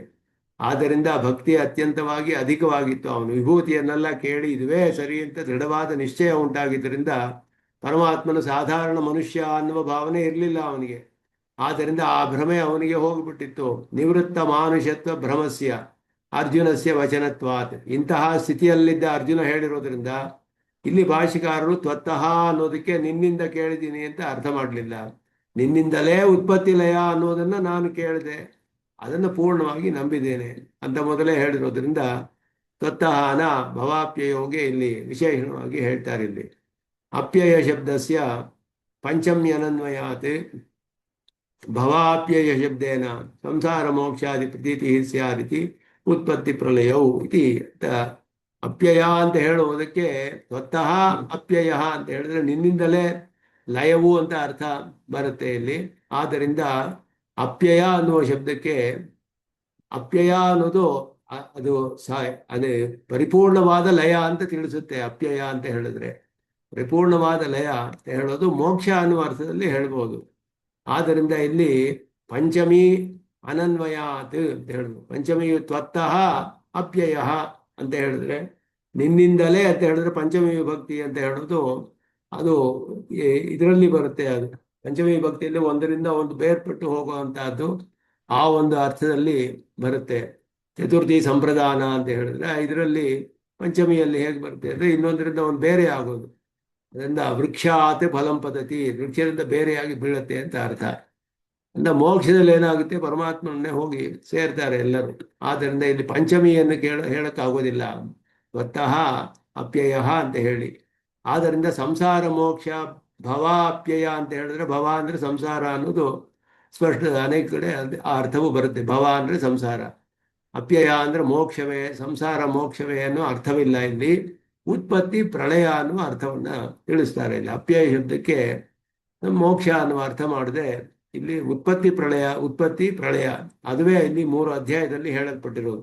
7ರಿಂದ 10ನೇ ಅಧ್ಯಾಯಗಳಲ್ಲಿ ಎಲ್ಲವೂ ನನ್ನಿಂದಲೇ ಸೃಷ್ಟಿಯಾಗುತ್ತೆ, ನಾನೇ ಪ್ರಳಯಕ್ಕೆ ನಾನೇ ಕಾರಣ ಎಲ್ಲಕ್ಕೂ, ಇದೆಲ್ಲ ಪ್ರಭಾವ ಪ್ರಳಯಸ್ತಥ ಎಲ್ಲವನ್ನು ಪರಮಾತ್ಮನು ಸ್ಪಷ್ಟವಾಗಿ ಹೇಳಿದ್ರಿಂದ ಇಲ್ಲಿ ಮೋಕ್ಷ ಅನ್ನುವ ಅರ್ಥವಿಲ್ಲ, ಉತ್ಪತ್ತಿ ಮತ್ತೆ ಪ್ರಳಯ ಅನ್ನುವ ಅರ್ಥವನ್ನ ಮಾಡಬೇಕು ಅನ್ನೋದನ್ನ ಹೇಳ್ತಾರೆ ಇಲ್ಲಿ. ನಿಮಿತ್ತೋಪಾದಾನ ಸಾಧಾರಣ ಹೇತು ಮಾತ್ರ ಪಂಚಮಿ ಇತಿ ಅಪ್ಯಯ ಅನ್ವಯ. ಅದರಿಂದ ಅಪ್ಯಯಕ್ಕೆ ಹೇಳುವಾಗ ನಿಮಿತ್ತ ಉಪಾದಾನಕ್ಕೆ ಸಾಧಾರಣವಾದ ಕಾರಣ. ಆದ್ದರಿಂದ ಇಲ್ಲಿ ಪಂಚಮಿ ಬಂದಿರೋದು ತ್ವತ್ತಃ ಭವಾಪ್ಯಯವು ಅಂತ ಹೇಳಿರೋದು ಸಾಧಾರಣವಾದ, ಅವನೇ ಎರಡಕ್ಕೂ ಕಾರಣ, ನಿಮಿತ್ತ ಕಾರಣವು ಉಪಾದಾನ ಕಾರಣವು ಅನ್ನುವ ದೃಷ್ಟಿಯಿಂದ ಅಲ್ಲಿ ಪಂಚಮಿ ವಿಭಕ್ತಿಯಲ್ಲಿ ಹೇಳಲ್ಪಟ್ಟಿದೆ ತ್ವತ್ತಃ ಅಂತ ಹೇಳಿ ಅಂತ ಅರ್ಥ ಮಾಡುದು. ತ್ವತ್ತಃ ಶ್ರುತೌ ಇತಿ ಅನ್ವಯಸ್ತು ಮಂದ ಪ್ರಯೋಜನ. ಅಂದರೆ ಬೇರೆ ಶಂಕರ ಭಾಷೆಯಲ್ಲಿ ತ್ವತ್ತಃ ಶ್ರುತೌ ಅಂತ ಅರ್ಥ ಮಾಡಿದ್ದಾರೆ. ಅದಕ್ಕಿಂತ ಇಲ್ಲಿ ಇದಕ್ಕೆ ಅಧಿಕವಾದ ಸ್ವಾರಸ್ಯವಿದೆ ಅಂತ ಇಲ್ಲಿ ಹೇಳ್ತಾರೆ. ಯಾಕೆಂದ್ರೆ ಪರಮಾತ್ಮನಿಗೆ ಅರ್ಜುನನಿಗೆ ನಿಶ್ಚಯವಾದ ಜ್ಞಾನ ಇತ್ತು. ಸಾಧಾರಣ ಮನುಷ್ಯ ಅಲ್ಲ ಕೃಷ್ಣನು, ಸಾಕ್ಷಾತ್ ಜಗತ್ಕಾರಣನೇ ಅದೆಲ್ಲ ತಿಳಿದದ್ದರಿಂದ ಇಲ್ಲಿ ನಿನ್ನಿಂದಲೇ ಉತ್ಪತ್ತಿ ಪ್ರಳಯ ಅನ್ನೋದನ್ನ ನಾನು ಕೇಳಿದೆ ಅನ್ನೋದನ್ನ ಆ ಅರ್ಥ ಹೇಳೋದು ಸ್ವಾರಸ್ಯ ಅಂತ ಹೇಳ್ತಾರೆ. ವಿಸ್ತರಶಃ ವಿಸ್ತರೇಣ ಕಮಲಪತ್ರಾಕ್ಷ ಇತ್ಯನೇನ ಅಂತರಾದಿತ್ಯ ವಿದ್ಯಾದಿ ಪ್ರತಿಪಾದಿತ ಪುಂಡರೀಕಾಕ್ಷತ್ವ ವಿಶಿಷ್ಟ ಅಪ್ರಾಕೃತ ವಿಗ್ರಹವತ್ವಂ ಅಸ್ಮಿನ್ ಅವತಾರೇಪಿ ಸ್ಪಷ್ಟಂ ಉಪಲಭ್ಯತೆ ಇದು ಸೂಚಿತಂ. ಅದಕ್ಕೆ ಪ್ರಮಾಣಗಳು ಇದೆ ಮಹಾಭಾರತದಲ್ಲಿ. ಮಾರ್ಕಂಡೇಯರ ವಚನವೂ ಕೂಡ, ಮಾರ್ಕಂಡೇಯರೇ ಪಾಂಡವರಿಗೆ ಹೇಳ್ತಾರೆ, ಇವನು ಸಾಕ್ಷಾತ್ ಕೃಷ್ಣ ಸಾಮಾನ್ಯ ಅಲ್ಲ, ನಾನು ಪ್ರಳಯದಲ್ಲಿ ಪರಮಾತ್ಮನ ಸಾಕ್ಷಾತ್ಕಾರ ಮಾಡ್ಕೊಳ್ಬೇಕು ಅಂತ ವರವನ್ನು ಕೇಳಿದ್ದೆ. ಆಗ ನಾನು ಆ ನೋಡಿದ ಪರಮಾತ್ಮನ ನೇತ್ರಗಳು ಏನಿದೆಯೋ ಅದೇ ನೇತ್ರಗಳನ್ನ ಈ ಕೃಷ್ಣನಲ್ಲಿ ನೋಡ್ತಾ ಇದ್ದೇನೆ. ಇವನೇ ಜಗತ್ಕಾರಣನಾದವನು, ಇವನಿಗೆ ಪ್ರಪತ್ತಿ ಮಾಡಿ ಅಂತ ಹೇಳಿದ್ರು ಅವ್ರು ಮಾರ್ಕಂಡೇಯರು. ಆಗ ಎಲ್ಲರೂ ನಮಶ್ಚಕ್ರು ಜನಾರ್ದನಂ ಅಂತ ಹೇಳಿ ಎಲ್ಲರೂ ಅವನಲ್ಲಿ ಪ್ರಪತ್ತಿ ಮಾಡಿದ್ರು ಅಂತ ಮಹಾಭಾರತದಲ್ಲಿ ಬರುತ್ತೆ. ಆ ಅರ್ಥವನ್ನ ಇಲ್ಲಿ ಸ್ವಾಮಿ ದೇಶಿಕನ್ ಕಮಲಪತ್ರಾಕ್ಷ ಅಂತ ಹೇಳಿದಾಗ ಅಂತರಾದಿತ್ಯ ವಿದ್ಯೆಯಲ್ಲಿ ಹೇಳಿರೋದು ಹಿರಣ್ಯೇಶ್ವರ್ಷು ಹಿರಣ್ಯಕೇಶ ಮೊದಲಾದದ್ದು ಅಂತರ ಉಪಪತ್ತೇ ಅಂತ ಹೇಳಿ ಅಂತರಾದಿತ್ಯ ವಿದ್ಯೆಯಲ್ಲಿ ಆದಿತ್ಯ ಮಂಡಲ ಅಂತರ್ವರ್ತಿಯಾದ ಪರಮ ಪುರುಷನ ಒಂದು ಧ್ಯಾನದಲ್ಲಿ ಹೇಳಲ್ಪಟ್ಟಿದೆ. ಉಪಾಸನೆಯು ಅಂತರಾದಿತ್ಯ ವಿದ್ಯೆ ಅಂತ ಹೇಳಿ ಆ ಚಾಂದೋಗ್ಯ ಉಪನಿಷತ್ತಿನಲ್ಲಿ ಹಿರಣ್ಯೇಶ್ವರ್ಷು ಹಿರಣ್ಯಕೇಶ ಅಂತರಾದಿತ್ಯ ಪುರುಷೋ ದೃಶ್ಯತೆ, ಅಲ್ಲಿ ಹಿರಣ್ಯಕಶ್ಯು ಹಿರಣ್ಯಕೇಶ ಆಪ್ರಣಖಾತ್ ಸರ್ವೇವ ಸೂರ್ಣಃ ತಸ್ಯೇಥ ಕಪ್ಯಾಸಂ ಪುಂಡರೀಕಮೇವ ಮಕ್ಷಿಣಿ, ಇದೆಲ್ಲ ಬರುವಂತಹ ವಾಕ್ಯಗಳು ಅಲ್ಲಿ. ಅದು ಇಲ್ಲಿ ಮತ್ತೆ ಅದರಿಂದ ಅಂತಹ ಒಂದು ಪುಂಡರೀಕಾಕ್ಷತ್ವ ವಿಶಿಷ್ಟನಾದ ಅಪ್ರಾಕೃತ ವಿಗ್ರಹತ್ವವು ಈ ಅವತಾರದಲ್ಲಿಯೂ ಸ್ಪಷ್ಟವಾಗಿ ಕಂಡು ಬರ್ತಾ ಇದೆ ಅನ್ನೋದನ್ನ ಸೂಚನೆ ಮಾಡುತ್ತೆ. ಅತ್ತಃ ಕಮಲಪತ್ರಾಕ್ಷ ಅಂತ ಹೇಳಿದಾಗ ಅಂತಹ ಒಂದು ಅಪ್ರಾಕೃತವಾದ ವಿಗ್ರಹವು ಇವನು ಸ್ಪಷ್ಟವಾಗಿ ತಿಳಿದು ಬರುತ್ತೆ ಅನ್ನೋದು ಇಲ್ಲಿ ಸೂಚನೆ ಮಾಡಲ್ಪಟ್ಟಿದೆ. ಪುಂಡರೀಕಾಕ್ಷಸ್ಯೈವ ಹಿ ಸರ್ವಲೋಕ ಕಾಮೇಶತ್ವಾದಿಕಂ ಅವ್ಯಯಂ ಮಹಾತ್ಮ್ಯಂ ತತ್ರ ಶ್ರೂಯತೆ. ಸರ್ವಲೋಕ ಕಾಮೇಶತ್ವ ಅನ್ನೋದು ಎಲ್ಲ ಲೋಕಗಳಿಗೂ ಎಲ್ಲ ಕಾಮನೆಗಳಿಗೂ ಅವನೇ ಸ್ವಾಮಿಯಾದವನು, ಅವನೇ ಒಡೆಯವನು ಅಂತ ಹೇಳಿ ಅಲ್ಲಿ ಆ ಪ್ರಕರಣದೆಲ್ಲ ಬರುತ್ತೆ ಚಾಂದೋಗ್ಯ ಉಪನಿಷತ್ತಿನಲ್ಲಿ. ಆ ಮಾಹಾತ್ಮ್ಯವು ಪುಂಡರೀಕಾಕ್ಷನಾದವನಿಗೆ, ಆ ಪುಂಡರೀಕಾಕ್ಷತ್ವವೇ ಅವನ ಜಗತ್ಕಾರಣತ್ವಕ್ಕೆ ಅಸಾಧಾರಣವಾದ ಒಂದು ಧರ್ಮ ಅಂತ ಹಾಗೆ ಆ ಪುಂಡರೀಕಾಕ್ಷ ಅನ್ನುವ ಶಬ್ದ ಈ ಎಲ್ಲ ಮಹಾತ್ಮೆಯನ್ನು ಕೂಡ ತಿಳಿಸುತ್ತೆ ತಿಳಿಸ್ತಾರೆ. ಮಹಾತ್ಮ್ಯಂ ಇತ್ಯತ್ರ ತವೇತಿ ವಿಪರಿಣತ ಅನುಷಂಗ ತವ ಮಾಹಾತ್ಮ್ಯಂ ತವ ಮಾಹಾತ್ಮ್ಯಂ ಅಂತ ಹೇಳಿದ್ರು. ಮಾಹಾತ್ಮ್ಯಂ ಅಪಿತ್ಯಾವ್ಯಯಂ ತ್ವದ್ದಹ ಮಾಹಾತ್ಮ್ಯಮಪಿ ಶ್ರುತಂ ಅಂತ ಹೇಳಿದ್ರೆ, ಮಹಾತ್ಮ್ಯವು ಕೇಳಲ್ಪಟ್ಟಿತು ಅಂತ ಹೇಳಿದ್ರೆ ಯಾರ ಮಹಾತ್ಮ್ಯ ಅಂದ್ರೆ ನಿನ್ನದೇ ಆದ ಮಹಾತ್ಮ್ಯ, ನಿನ್ನದೇ ಮಹಾತ್ಮ್ಯ ಕೇಳಿದೆ. ತವೈವ ಪ್ರವರ್ತಿತೃ ಇತ್ಯಾದಿ ಅಪರಿತಂ ಮಹಾತ್ಮ್ಯಂ ಚ ಶ್ರುತಂ. ತವ ಅನ್ನೋದೇ ಇಲ್ಲಿ ಸ್ಪಷ್ಟವಾಗಿ ಬರುತ್ತೆ. ಅವ್ಯಯ ಶಬ್ದೇನ ಕಾಲತಃ ವಿಷಯತಃ ಸಂಖ್ಯಾತಃ ಪ್ರಕರ್ಷತಃ ಚ ಅನವಧಿಕತ್ವಂ ಪ್ರಾಕ್ ಸಿದ್ಧಂ ಪ್ರಾಕ್ ಸಿದ್ಧ ಪ್ರಾಕ್ ಸಿದ್ಧಮಿಹ ಅಭಿಪ್ರೇತಂ ನಿತ್ಯಂ ಇತ್ಯಾದಿನ ಅಪರಿಮಿತಂ ನಿತ್ಯಂತಂ ಅಂದ ಇಲ್ಲಿ ಮಹಾತ್ಮೆಯನ್ನ ವಿವರಿಸ್ತಾರೆ. ಅವ್ಯಯ ಶಬ್ದದಿಂದ ಕಾಲ ವಿಷಯ ಸಂಖ್ಯೆ ಎಲ್ಲ ದೃಷ್ಟಿಯಿಂದಲೂ ಪ್ರಕರ್ಷತೆ ಇರುವಂತಹದ್ದು, ಅನವಧಿಕವಾದದ್ದು ಮೊದಲಾದದ್ದೆಲ್ಲವೂ ಕೂಡ ಇಲ್ಲಿ ಅಭಿಪ್ರೇತವಾಗಿದೆ ಅಂತ ಹೇಳಿ ಅದನ್ನ ಅದ್ಭುತವಾಗಿ ಇಲ್ಲಿ ಭಾಷಿಕಾರರು ಹೇಳ್ತಾರೆ. ನಿತ್ಯಂ ಸರ್ವಚೇತನಾಚೇತನ ವಸ್ತು ಶೇಷಿತ್ವಂ ಜ್ಞಾನಬಲಾದಿ ಅಂದ್ರೆ ಒಂದೊಂದಕ್ಕೂ ನಿತ್ಯತ್ವವನ್ನ ಇಲ್ಲಿ ಸೇರಿಸ್ಕೊಳ್ಬೇಕು. ಸರ್ವಚೇತನಾಚೇತನ ವಸ್ತು ಶೇಷಿತ್ವವು ನಿತ್ಯ ಅಂದ್ರೆ ಎಲ್ಲಾ ಕಾಲದಲ್ಲಿಯೂ ಎಲ್ಲಾ ವಸ್ತುಗಳಲ್ಲಿಯೂ ಎಲ್ಲಾ ಸಂಖ್ಯೆ ಯಾವುದೋ ಒಂದು ವಿಶೇಷವಿಲ್ಲದೆ ಆ ರೀತಿಯಲ್ಲಿ ನಿತ್ಯವಾದ ಜ್ಞಾನಬಲಾದಿ ಗುಣಗಳೇನು, ಪರತರತ್ವವೇನು, ನಿತ್ಯವಾದ ಸರ್ವಾಧಾರತ್ವ, ಎಲ್ಲರ ಪ್ರವರ್ತಯಿತೃತ್ವ ಎಲ್ಲವೂ ಕೂಡ ಅಪರಿಮಿತವಾದ ಸಕಲವೂ ಕೂಡ ನಿತ್ಯವೇ, ಎಲ್ಲಕ್ಕೂ ಕೂಡ ಅಲ್ಲಿ ಸೇರಿಸ್ಕೊಳ್ಬೇಕು. ಆದ್ರಿಂದ ಇಲ್ಲಿ ಹೇಳಿದ್ರು ಅವ್ಯಯ ಶಬ್ದೇನ ಕಾಲತಃ ವಿಷಯತಃ ಸಂಖ್ಯಾತಃ ಪ್ರಕರ್ಷಿತಶ್ಚ ಅನವಧಿಕತ್ವಂ ಪ್ರಾಕ್ ಸಿದ್ಧಂ ಅಭಿಪ್ರೇತಂ ಅಂತ ಹೇಳಿ ಭೂಮಿರಾಪೋ ಅನೋಲೋ ವಾಯು ಮೊದಲಾದದೆಲ್ಲ ಹೇಳಿ ಪ್ರಕೃತಿ, ಎರಡು ಪ್ರಕೃತಿಗಳು ಪರಾಪ್ರಕೃತಿ ಅಪರಾಪ್ರಕೃತಿಯು ನನ್ನ ಅಧೀನದಲ್ಲಿದೆ. ಇದೆಲ್ಲ ಹಿಂದೆ ಮಾತ ಪರತರಂ ನಾನ್ಯತೆ ಕಿಂಚಿದಸ್ತಿ ಧನಂಜಯ ಮೈ ಸರ್ವಮಿದಂ ಪ್ರೋತಂ ಸೂತ್ರೇ ಮಣಿಗಣ ಇವ ಇದೆಲ್ಲವೂ ಕೂಡ ಬುದ್ಧಿಜ್ಞಾನ ಅಸಮೋಹ ಎಲ್ಲವೂ ಕೂಡ ಎಲ್ಲರ ಭವಂತಿ ಭಾವಾಹ ಭೂತಾನಾಂ ಮತ್ತೇವ ಪೃಥಗ್ವಿದಾಹ ಅಂತ ಹೇಳಿ ಸಕಲವೂ ನನ್ನ ಅಧೀನದಲ್ಲಿಯೇ ಇದೆ ಅಂತ ಹೇಳಿ ನನ್ನಿಂದ ಪರತರವಾದ, ನನಗಿಂತ ಪರತರವಾದ್ದು ಯಾವುದೂ ಇಲ್ಲ, ಎಲ್ಲವೂ ನನ್ನಲ್ಲಿ ನನ್ನ ಆಧಾರದಲ್ಲಿಯೇ ಇದೆ. ಒಂದು ಸೂತ್ರದಲ್ಲಿ ಹೇಗೆ ಮಣಿಗಳೆಲ್ಲ ಒಂದು ಮಾಲೆಯಲ್ಲಿ ಪೋಣಿಸಲ್ಪಟ್ಟು ಅದರ ಆಧಾರದಲ್ಲಿದೆಯೋ ಆ ರೀತಿ ನನ್ನ ಆಧಾರದಲ್ಲಿ ಎಲ್ಲವೂ ಇದೆ. ಇದೆಲ್ಲವೂ ಕೂಡ ಇತ್ಯಾದಿ ವಿಹಿದಂ ಶೇಷಿತ್ವಾದಿಕಂ ಪ್ರಾಕ್ ಪ್ರಪಂಚಿತಂ ಇದೆಲ್ಲ ಹಿಂದೆ ಸ್ಪಷ್ಟವಾಗಿ ಪ್ರಪಂಚಿತವಾಗಿದೆ. ಈ ಶಬ್ದ ವಕ್ಷ್ಯಮಾಣ ದಿದೃಕ್ಷ ದ್ಯೋಚನಾರ್ಥ ಹೇತುತ್ವ ಪ್ರಸಿದ್ಧ್ಯಾದಿ ಅನುಗುಣ್ಯ ಭಾವಾತ್ ಪ್ರಕೃತ ಅನುಗುಣ ಅಯಮರ್ಥ ಅಂತ ಹೇಳಿ ಹೇತುಗೆ ಇಲ್ಲಿ ಪ್ರಸಿದ್ಧ ಹೇತುತ್ವ ಪ್ರಸಿದ್ಧಿಯಾದಿ ಅನುಗುಣ್ಯ ಅಭಾವಾತ್ ಹಿ ಅಂತ ಹೇಳಿರೋದು ಭವಾಪ್ಯಯೌ ಹಿ ಭೂತಾನಾಂ ಅಂತ ಹೇಳಿದ್ರೆ ಇಲ್ಲಿ ಈ ಶ್ಲೋಕದಲ್ಲಿ ಸ್ಪಷ್ಟವಾಗಿ ಅದಕ್ಕೆ ಕಂಡು ಬರ್ತಾ ಇಲ್ಲ ಅರ್ಥವು. ಆದರೆ ಇವನಿಗೆ ಭಕ್ತಿಯು ಅಧಿಕವಾಗಿ ಪರಮಾತ್ಮನನ್ನು ದರ್ಶನ ಮಾಡ್ಕೊಳ್ಬೇಕು ಅಂತ ಹೇಗೆ ತಿಳಿಯುತ್ತೆ ಅಂತ ಹೇಳಿದ್ರೆ ಈ ಅಧ್ಯಾಯದ ಮಿಕ್ಕ ಭಾಗವನ್ನು ನೋಡಿದ್ರೆ ತಿಳಿಸುತ್ತೆ ಇದು. ಆದ್ದರಿಂದ ಈ ಅರ್ಥಗಳು ಹೇಗೆ ತಿಳಿಯುತ್ತೆ ಅಂದ್ರೆ ಮುಂದೆ ಬರುವ ವಿಷಯವನ್ನೆಲ್ಲ ನೋಡಿದ್ರೆ ಅವನಿಗೆ ಪರಮಾತ್ಮನ ಸಾಕ್ಷಾತ್ಕಾರ ಮಾಡ್ಕೊಳ್ಬೇಕು ಅನ್ನುವ ಒಂದು ಇಚ್ಛೆ ಬಂದಿತ್ತು ಅನ್ನೋದು ಸ್ಪಷ್ಟವಾಗಿ ತಿಳಿಯುತ್ತೆ. ಸಾಕ್ಷಾತ್ಕಾರವನ್ನ ಇಲ್ಲಿ ಕಾಣೋದ್ರಿಂದ ಅವನು ಪಡೆಯೋದ್ರಿಂದ, ಆದ್ದರಿಂದ ಈ ಶಬ್ದಕ್ಕೆ ವಕ್ಷ್ಯಮಾಣ ದಿದೃಕ್ಷ ದ್ಯೋತನಾರ್ಥ ಅಂತ ಹೇಳಿದ್ರು. ಅದನ್ನ ತಿಳಿಸುತ್ತೆ ಅಂತ ಹೇಳಿದ್ರು. ಮುಂದೆ ಆಗುವಂತಹ ಈ ಸಾಕ್ಷಾತ್ಕಾರ ವಿಷಯವನ್ನ ಅವನಿಗೆ ಅದರಲ್ಲಿ ಒಂದು ಉತ್ಕಟವಾದ ಇಚ್ಛೆಯು ಇದರಿಂದ ನಮಗೆ ತಿಳಿದು ಬರುತ್ತೆ. ಭವಾಪ್ಯಯೌ ಹಿ ಭೂತಾನಾಂ ಹೇಳೋದ್ರಿಂದ ನಿನ್ನಿಂದ ತಾನೇ ಎಲ್ಲ ನಾನು ಅದನ್ನು ನೋಡ್ಬೇಕು ಅನ್ನೋ ಒಂದು ಇಚ್ಛೆ ಅವನಿಗೆ ಬಂದಿತ್ತು ಅನ್ನೋದನ್ನ ಇಲ್ಲಿ ತಿಳಿಸ್ತಾ ಇದ್ದಾರೆ. ಈ ಶ್ಲೋಕದಲ್ಲಿ ಅದನ್ನ ಭವಾಪ್ಯಯೌ ಹಿ ಭೂತಾನಾಂ ಇಲ್ಲಿ ತ್ವತ್ತಃ ಅನ್ನೋದಕ್ಕೆ ವಿಶೇಷವಾದ ಅನ್ವಯ. ತ್ವತ್ತಃ ಭವಾಪ್ಯಯೌ ಶ್ರುತೌ ಅಂತ ಹೇಳಿ ವಿಸ್ತರಶಃ ಶ್ರುತೌ ಅಂತ ಹೇಳಿದಿ ವಿಶೇಷವಾದ ಅರ್ಥ ಮಾಡ್ತಾರೆ. ಮಾಹಾತ್ಮ್ಯ ಅನ್ನೋದಕ್ಕೆ ಅದ್ಭುತವಾದ ವಿಶೇಷಣಗಳನ್ನ ಅವ್ಯಯಂ ಮಾಹಾತ್ಮ್ಯಂ ಕಮಲಪತ್ರಾಕ್ಷ ಅಂತ ಹೇಳಿದ ಅಂತರಾದಿತ್ಯ ವಿದ್ಯೆಯಲ್ಲಿ ಹೇಳಿದ ಪರಮಾತ್ಮನ ಸಕಲ ಗುಣಗಳು ಕೂಡ ಇಲ್ಲಿ ಮಹಾತ್ಮ್ಯ ಶಬ್ದದಿಂದ ನಾವು ತಿಳಿಯಬಹುದು ಅನ್ನೋದನ್ನ ಉಪನಿಷತ್ತಿನಲ್ಲಿ ಪ್ರತಿಪಾದ್ಯವಾದ ವಿಷಯವು ಅದನ್ನೆಲ್ಲ ಇಲ್ಲಿ ಭಾಷ್ಯಕಾರರು ಇಲ್ಲಿ ವಿವರಿಸ್ತಾ ಇದ್ದಾರೆ ಅನ್ನೋದನ್ನ ಸ್ಪಷ್ಟವಾಗಿ ನಮಗೆ ತಿಳಿದು ಬರುತ್ತೆ ಅನ್ನೋದನ್ನ ತಿಳಿಸಿದ್ದೆ. ಮುಂದೆ ಏವಮೇತದ್ ಯಥಾತ್ ತ್ವಮಾತ್ಮಾನಂ ಪರಮೇಶ್ವರ ದ್ರಷ್ಟುಮಿಚ್ಛಾಮಿ ತೇ ರೂಪಮೇಶ್ವರಂ ಪುರುಷೋತ್ತಮ ಇದನ್ನ ಇದು ಇಟ್ಕೊಂಡೇ ಇಲ್ಲಿ ಹಿಂದೆ ಈ ಶಬ್ದಕ್ಕೆ ತನ್ನ ಸೂಚನೆ ಇದೆ ಅಂತ ಹೇಳಿದ್ರು. ಅವನಿಗೆ ದಿದೃಕ್ಷ ಅನ್ನೋದು ಸೂಚನೆ, ಈ ಶಬ್ದವು ತೋರಿಸುತ್ತೆ ನಮಗೆ ಅನ್ನೋದನ್ನ ಇಲ್ಲಿ ಹೇಳಿದ್ರು. ನೀನು ಹೇಳಿದೆಯಲ್ಲ ಏವಮೇತತ್ ಯಥಾ ಆಥ ನಮ್ಮ ಆತ್ಮಾನಂ ಪರಮೇಶ್ವರ, ನೀನು ಹೇಗೆ ಎಲ್ಲ ಹೇಳಿದ್ಯೋ ಅದನ್ನ ನಾನು ನೋಡಬೇಕು. ದ್ರಷ್ಟುಮಿಚ್ಛಾಮಿತೆ ರೂಪಂ ಐಶ್ವರಂ ಪುರುಷೋತ್ತಮ. ಬೇರೆ ಯಾವುದೋ ರೂಪವು ಹೇಳಿಲ್ಲ ಇಲ್ಲಿ. ಹಿಂದೆ ಇದುವರೆಗೂ ಹೇಳಲ್ಪಟ್ಟ ರೂಪವನ್ನೇ ನಾನು ಸಾಕ್ಷಾತ್ಕಾರ ಮಾಡಿಕೊಳ್ಬೇಕು ಅನ್ನುವ ಇಚ್ಛೆಯನ್ನ ಅರ್ಜುನನು ಪ್ರಕಟಪಡಿಸ್ತಾನೆ ಮುಂದಿನ ಶ್ಲೋಕದಲ್ಲಿ. ಅದರ ವ್ಯಾಖ್ಯಾನವನ್ನ ಮುಂದೆ ಏನು ಇನ್ನೊಂದು 2 ನಿಮಿಷ ಇದೆ, ಮುಂದೆ ಅದನ್ನ ಅನುಭವಿಸೋಣ ಅಂತ ಹೇಳಿ ನಿಮಗೆ ನಮಸ್ಕಾರ ತಿಳಿಸ್ಕೊಂಡು ನಿಲ್ಲಿಸ್ತೇನೆ. ನಿತ್ಯ ಮುಚ್ಚಿದ ಪದಾಂಬುಜಮೋಹತಃ ಇತರಾಣಿ ಜನಾಯಮೇನೆ ಸ್ಮುದ್ರೋ ಭಗವತೋಸ್ಯದೇಕ ಸಿಂಧೋ ರಾಮಾನುಜಸ್ಯ ನಿರ್ಣೋರ್ಣಂ ಪ್ರಪದ್ಯೆ ಕವಿತಾರ್ಕಿಕ ಸಿಂಹಾಯ ಕಲ್ಯಾಣ ಗುಣಶಾಲಿನೇ ಶ್ರೀ ವೆಂಕಟೇಶಾಯ ವೇದಾಂತ ಗುರವೇ ನಮಃ. ಶ್ರೀಮತಿ ನಿಗಮಾಂತ ಮಹಾದೇಶಿಕಾಯ ನಮಃ. ಓಂ ಶ್ರೀ ಕೃಷ್ಣ.